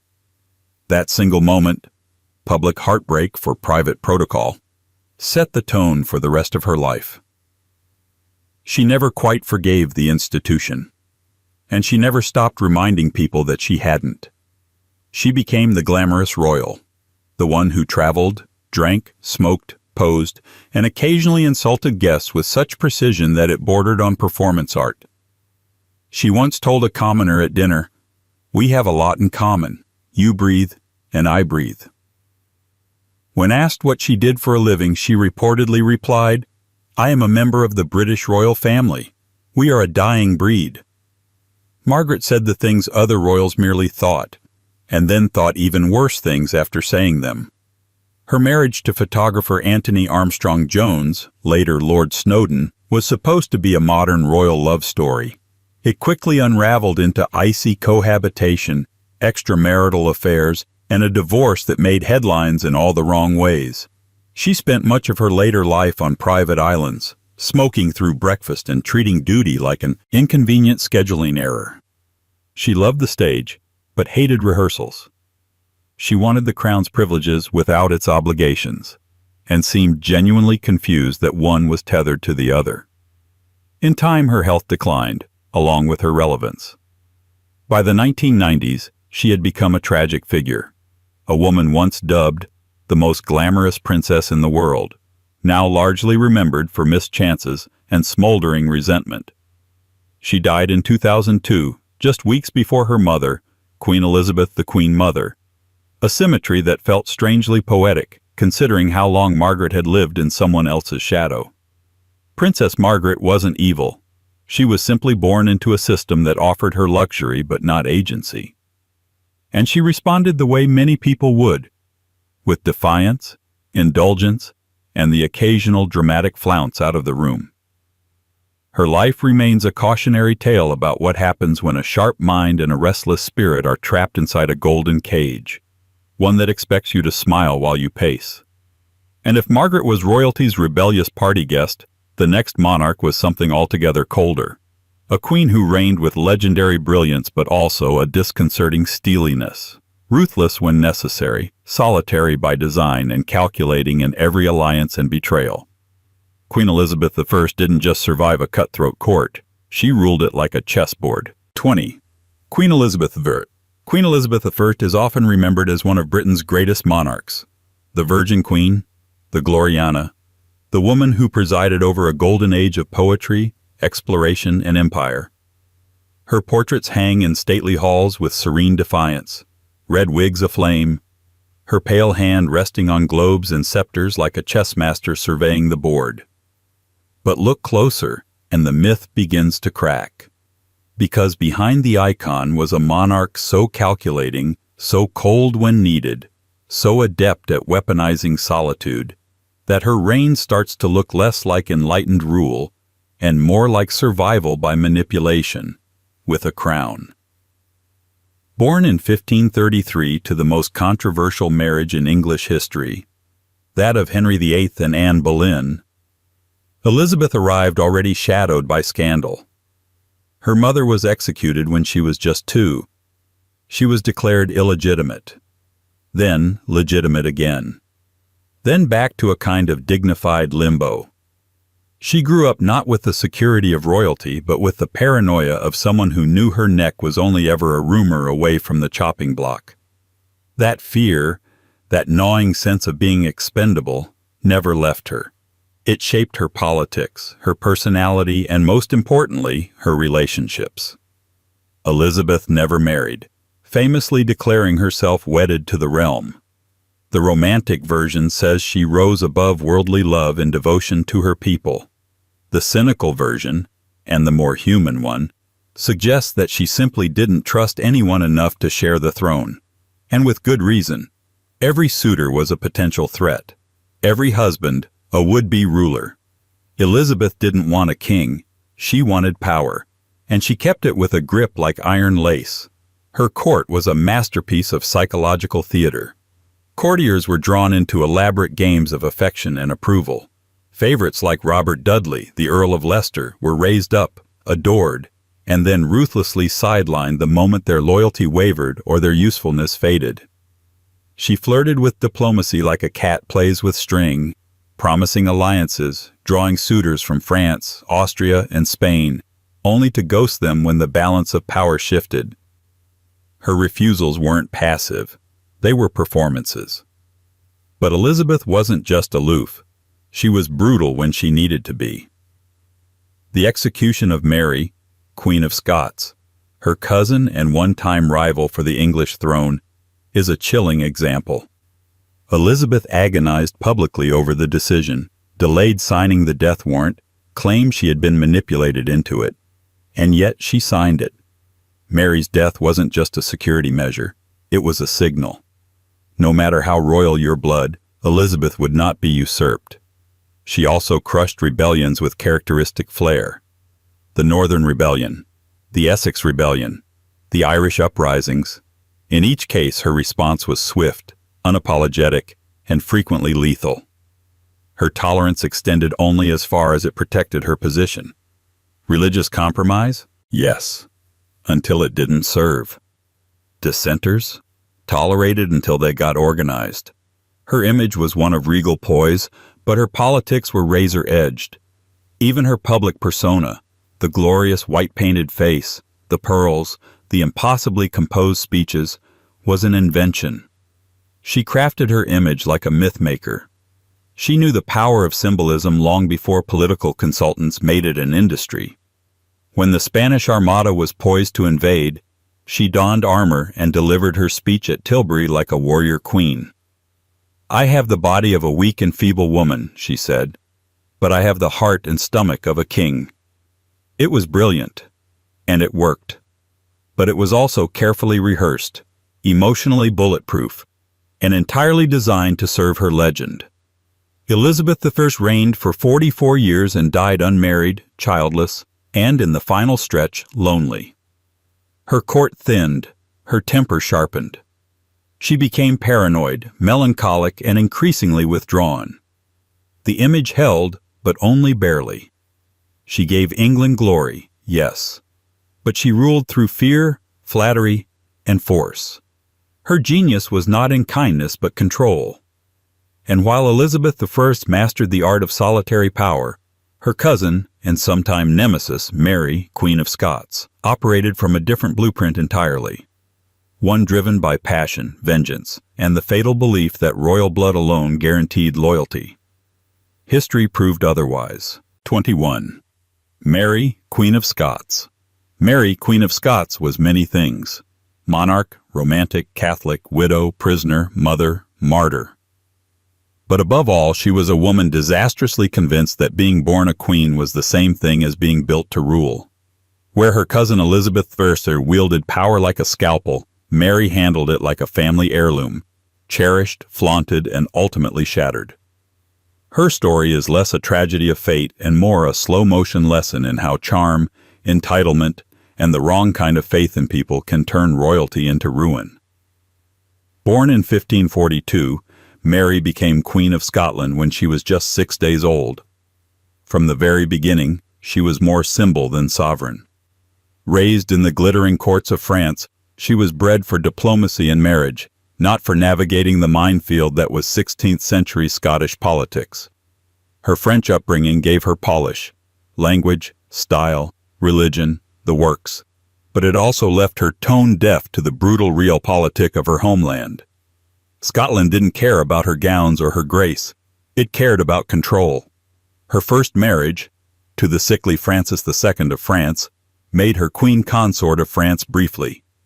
When he died young, she returned to Scotland in 1561, a Catholic queen in a country increasingly leaning Protestant. A woman schooled in European pageantry now expected to manage feuding clans, hostile nobles, and religious upheaval. It did not go well.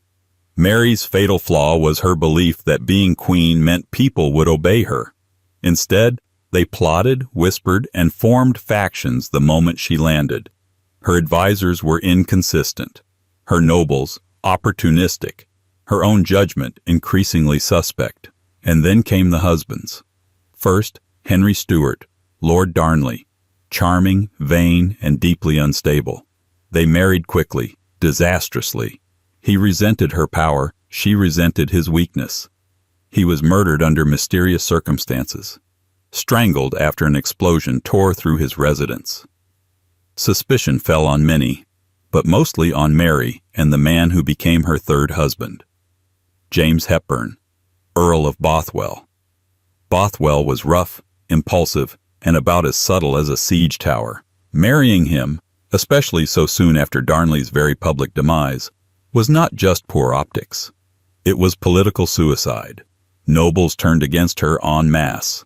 Riots broke out. Public opinion, already brittle, snapped. Mary was forced to abdicate in favor of her infant son, James VI, and fled south to England, seeking protection from her cousin Elizabeth. Which brings us to the long, slow fall. Elizabeth, ever the cautious chess player, saw Mary not as kin but as a threat, a Catholic figurehead around whom English rebels could rally. Mary was placed under house arrest for nearly 2 decades, moving from castle to castle, writing letters, weaving plots, and hoping for rescue that never came. Eventually, she got too close to a real conspiracy, the Babington plot, and Elizabeth had the justification she needed. Mary was tried and executed in 1587, but even in death, Mary managed to complicate her legacy. She was composed on the scaffold, draped in red, the color of martyrdom. Her execution turned her from failed queen into romantic legend. Catholics canonized her in all but name. Historians still argue over her guilt, her intentions, her intelligence. The truth? Mary was not stupid. She was reckless. She believed people would love her because of her crown. She thought personal charm could outmaneuver political strategy. She mistook the poetry of monarchy for its reality, and in doing so, she handed her enemies every advantage they needed. If Elizabeth ruled by refusing to trust, Mary fell by trusting too much. The result was the same. One lived, one didn't. But neither ruled unscathed. And while Mary's downfall was shaped by betrayal and bad choices, the next royal was never even given the dignity of choices at all. A man remembered not for what he did, but for what was done to him. A younger brother, an invisible prince, and perhaps the clearest example that even royalty can be erased from its own family tree.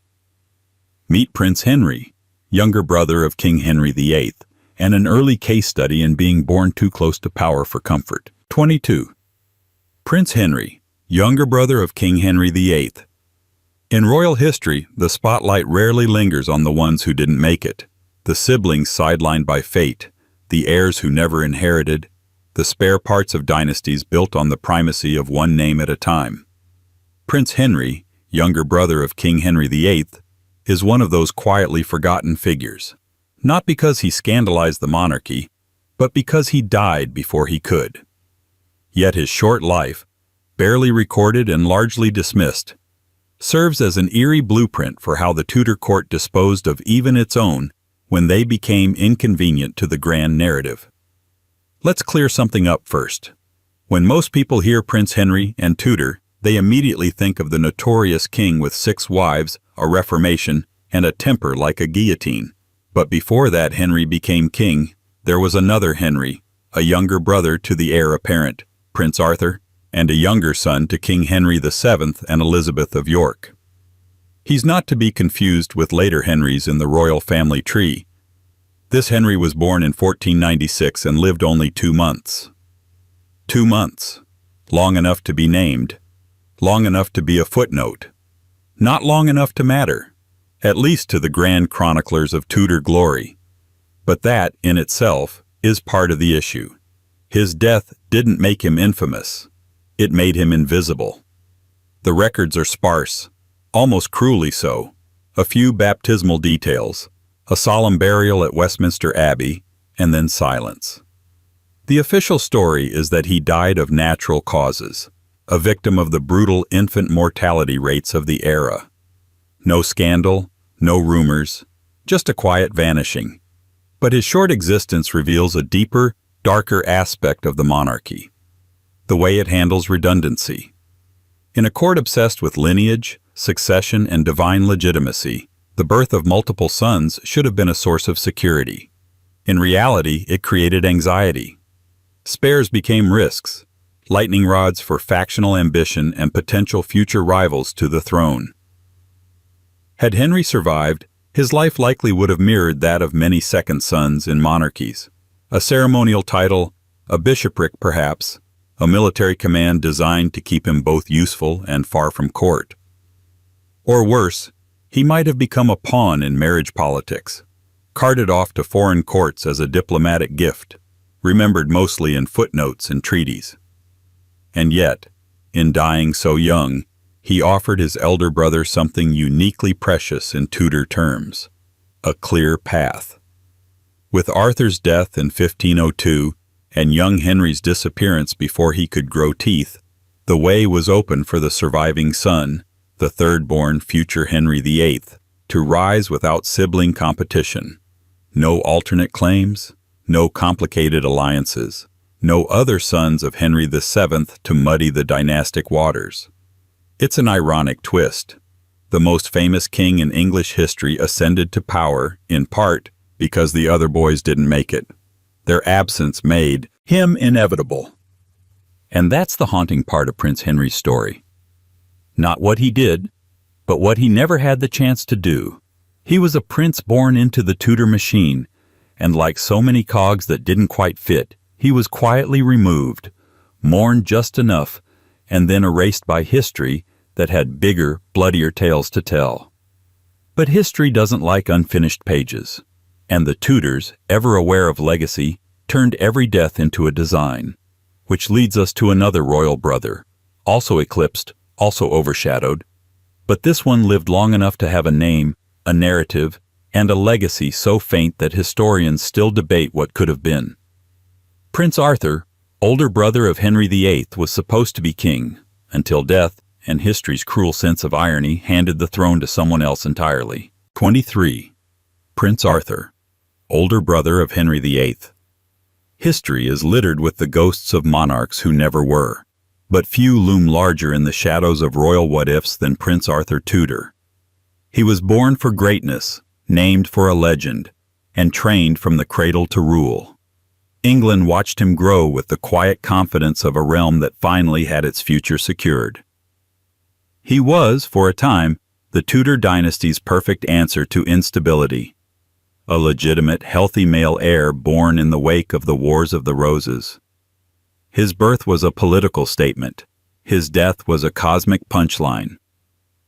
Born in 1486, just a year after his father, Henry VII, seized the crown at Bosworth and ended decades of dynastic warfare, Arthur was christened with all the symbolic weight the Tudor family could muster. He wasn't named Henry like his father. He was named Arthur, after the mythical king, as if to say, this isn't just a prince, this is a new beginning, Camelot reborn, destiny in a velvet cradle. And to be fair, Arthur seemed to play the part. Raised at Ludlow Castle as Prince of Wales, he was given the best humanist education of the day.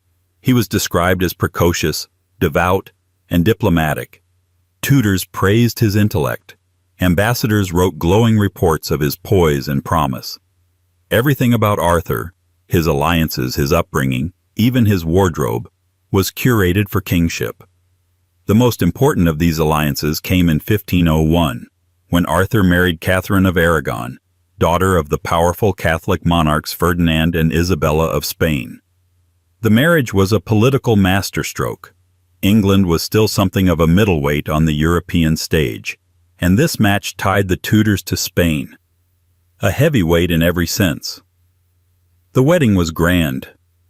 The future seemed locked. Then, 5 months later, Arthur died. He was 15. The cause remains debated, likely an illness, Perhaps the sweating sickness or tuberculosis. Whatever it was, it moved fast. Within days of falling ill, the heir to England's throne was dead. And just like that, all of Henry VII's carefully laid dynastic plans crumbled. The fallout was immediate and quietly devastating.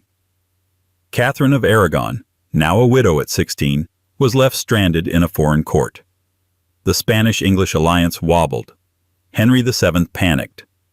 And young Henry, Arthur's younger brother, until then mostly left to enjoy a relatively carefree princely existence, was suddenly thrust forward into the role he was never supposed to play.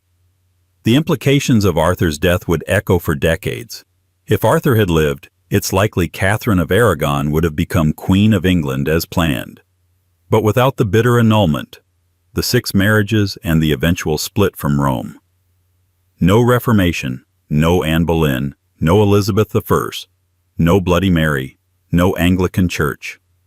Arthur's death didn't just change the royal succession, it upended the religious, cultural, and political trajectory of Britain itself. And yet Arthur remains a hazy figure. We have portraits of him that look vaguely interchangeable with every other Tudor prince. We have letters, some dignified, some awkward. We have accounts from courtiers that read more like propaganda than personality. His legacy is one of absence, a crown never worn, a reign never realized, a destiny passed like a baton to a brother who would turn it into a weapon. Prince Arthur isn't remembered for what he did. He's remembered for what he didn't live to prevent. His greatest contribution to history was making room for someone else, someone far less stable, far more famous, and infinitely more destructive. And speaking of destruction, the next entry isn't just a return to a familiar face. It's a darker retelling of a royal who walked away from the throne but never quite left scandal behind. Because if Edward VIII's abdication was his big mistake, what he did afterward was even worse. Re-enter the Duke of Windsor, now in exile, and dangerously bored. 24. The Duke of Windsor, Edward VIII, revisited. If the abdication of King Edward VIII was a royal earthquake, his post-abdication life as the Duke of Windsor was the slow, smoldering aftermath. The history books like to tie a bow around 1936 and call it a tragic love story. A man who gave up the crown for the woman he loved. Cue the violins, cue the vintage photographs of cocktails in the south of France. But peel back the silk curtain, and what emerges isn't just a disenchanted former king. It's a portrait of entitlement in exile, a man who walked away from his duty and then spent the rest of his life confused as to why the palace changed the locks. When Edward renounced the throne to marry Wallis Simpson, an American socialite, divorcee, and one-woman constitutional crisis, he seemed to believe he could keep the lifestyle, minus the responsibility. In theory, he relinquished the crown.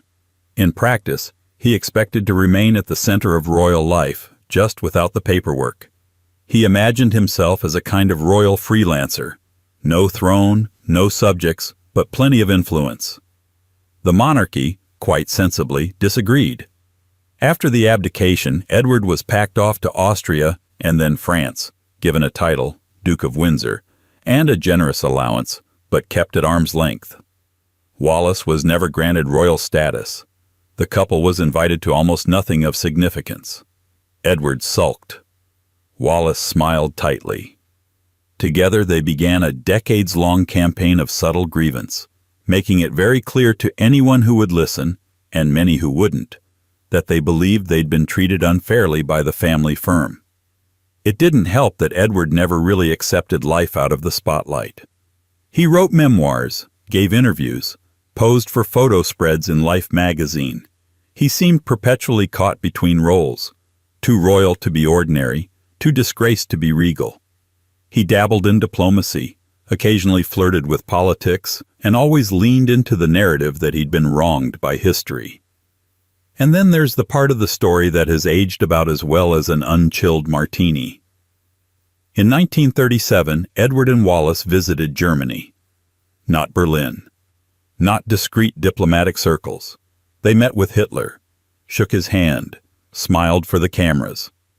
Edward allegedly gave full Nazi salutes, toured factories, and, by all credible accounts, expressed admiration for aspects of the regime. British intelligence and royal aides were horrified. There were whispers, and not so quiet ones, that if the Nazis had successfully invaded Britain, they might have restored Edward to the throne as a puppet king. The idea wasn't some tabloid fever dream. It was actively discussed in German intelligence circles. During World War II, Churchill sent Edward far away to govern the Bahamas, a post clearly designed to keep him busy and irrelevant. He resented it, of course. The Bahamas were not his style. Too hot, too colonial, and far too distant from the social circles where he still believed he belonged. He complained about everything. He wrote letters filled with veiled bitterness and occasionally shocking tone deafness, even as the world burned. After the war, Edward and Wallace returned to a life of perpetual semi-glamour. Paris, parties, dinners with aging aristocrats and American celebrities.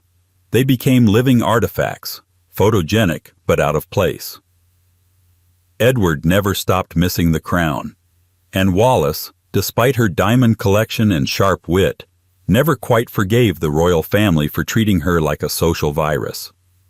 He died in 1972, largely forgotten by the institution he once led. Wallace followed in 1986, buried beside him in the royal burial ground, a final slightly awkward compromise. Edward VIII's real legacy isn't the romance. It's the slow corrosion of character that followed. The abdication wasn't his downfall. It was just the first exit sign. What came next was decades of vanity, pettiness, and the unmistakable smell of a man who gave up everything, and then spent the rest of his life pretending he never really wanted it. And while Edward faded into self-imposed irrelevance, the next royal on our descent never even got the chance to rebel. His story is short, stifled, and quietly cruel. A boy born into privilege, locked away by that same privilege, and remembered more as a footnote than a person. Prepare to meet Prince John of Wales, the forgotten son of King George V, and the royal family's most inconvenient secret. 25. Prince John of Wales. In a family obsessed with image, order, and the unblinking weight of tradition, Prince John was a problem. Not a scandal, not a traitor, not even a rebel. Just inconvenient. Born in 1905 as the youngest child of King George V and Queen Mary, he was royalty by blood but not by function. Unlike his more prominent siblings, the future kings Edward VIII and George VI, John was marked early on as different. Not in temperament or taste, but in health. And in the cold machinery of royal expectation, difference often equaled disappearance. From the start, Prince John was spirited and curious. Photographs show him laughing, playing, climbing trees with his brothers. For a time, he was allowed to be a child like any other royal child, dressed in starched sailor suits, posing stiffly beside toy boats. But by the age of 4 or 5, something changed. He began having seizures. His behavior grew erratic. He became harder to manage, less predictable, and more difficult to include in the tightly choreographed routines of court life. Though never publicly confirmed during his lifetime, historians now widely accept that Prince John had epilepsy, and possibly a developmental or neurological condition on top of that, such as autism. In the early 20th century, neither diagnosis came with understanding or compassion, especially not in aristocratic circles. Medicine treated such conditions with euphemism. Society treated them with avoidance. And the British royal family? They treated it with silence. By the time John was 11, he was almost entirely absent from public life.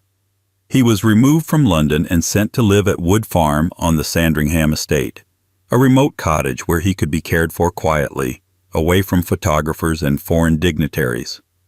His primary companions were a nanny, a gardener's daughter, and the household staff. For all intents and purposes, Prince John was exiled, not out of cruelty necessarily, but out of discomfort.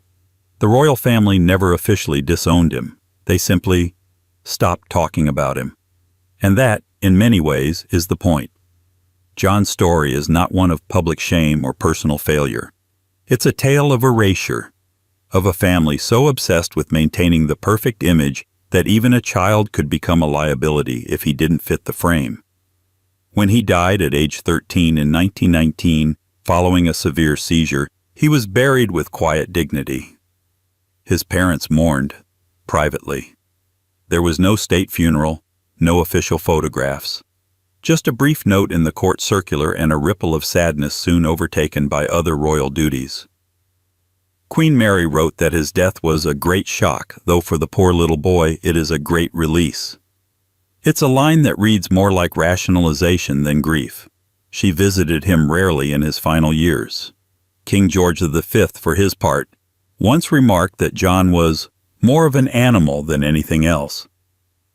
Whether this was callousness or the brutal vocabulary of a rigid age is up for debate. But the sentiment stands. Prince John's legacy is a silent indictment of the institution that raised and then erased him. He represents the side of royalty that prefers discomfort be hidden, that treats vulnerability as deviation. In modern years, efforts have been made to reintroduce his story, to frame it with compassion, to acknowledge the quiet injustice of it all. But it comes late, as most royal acknowledgments do. John didn't live long enough to be disliked. He simply lived long enough to be forgotten, until forgetting him became more embarrassing than remembering. And with him, our gallery of regal unpleasantness, dysfunction, and historical eyebrow raisers comes to its reluctant close. 25 royals, each with their own brand of ignominy, some comically flawed, others catastrophically self-absorbed, and a few who simply never stood a chance. Together they paint a picture of monarchy not as fairy tale, but as fragile mythology, one constructed from power, accidents, mistakes, and centuries of very expensive denial.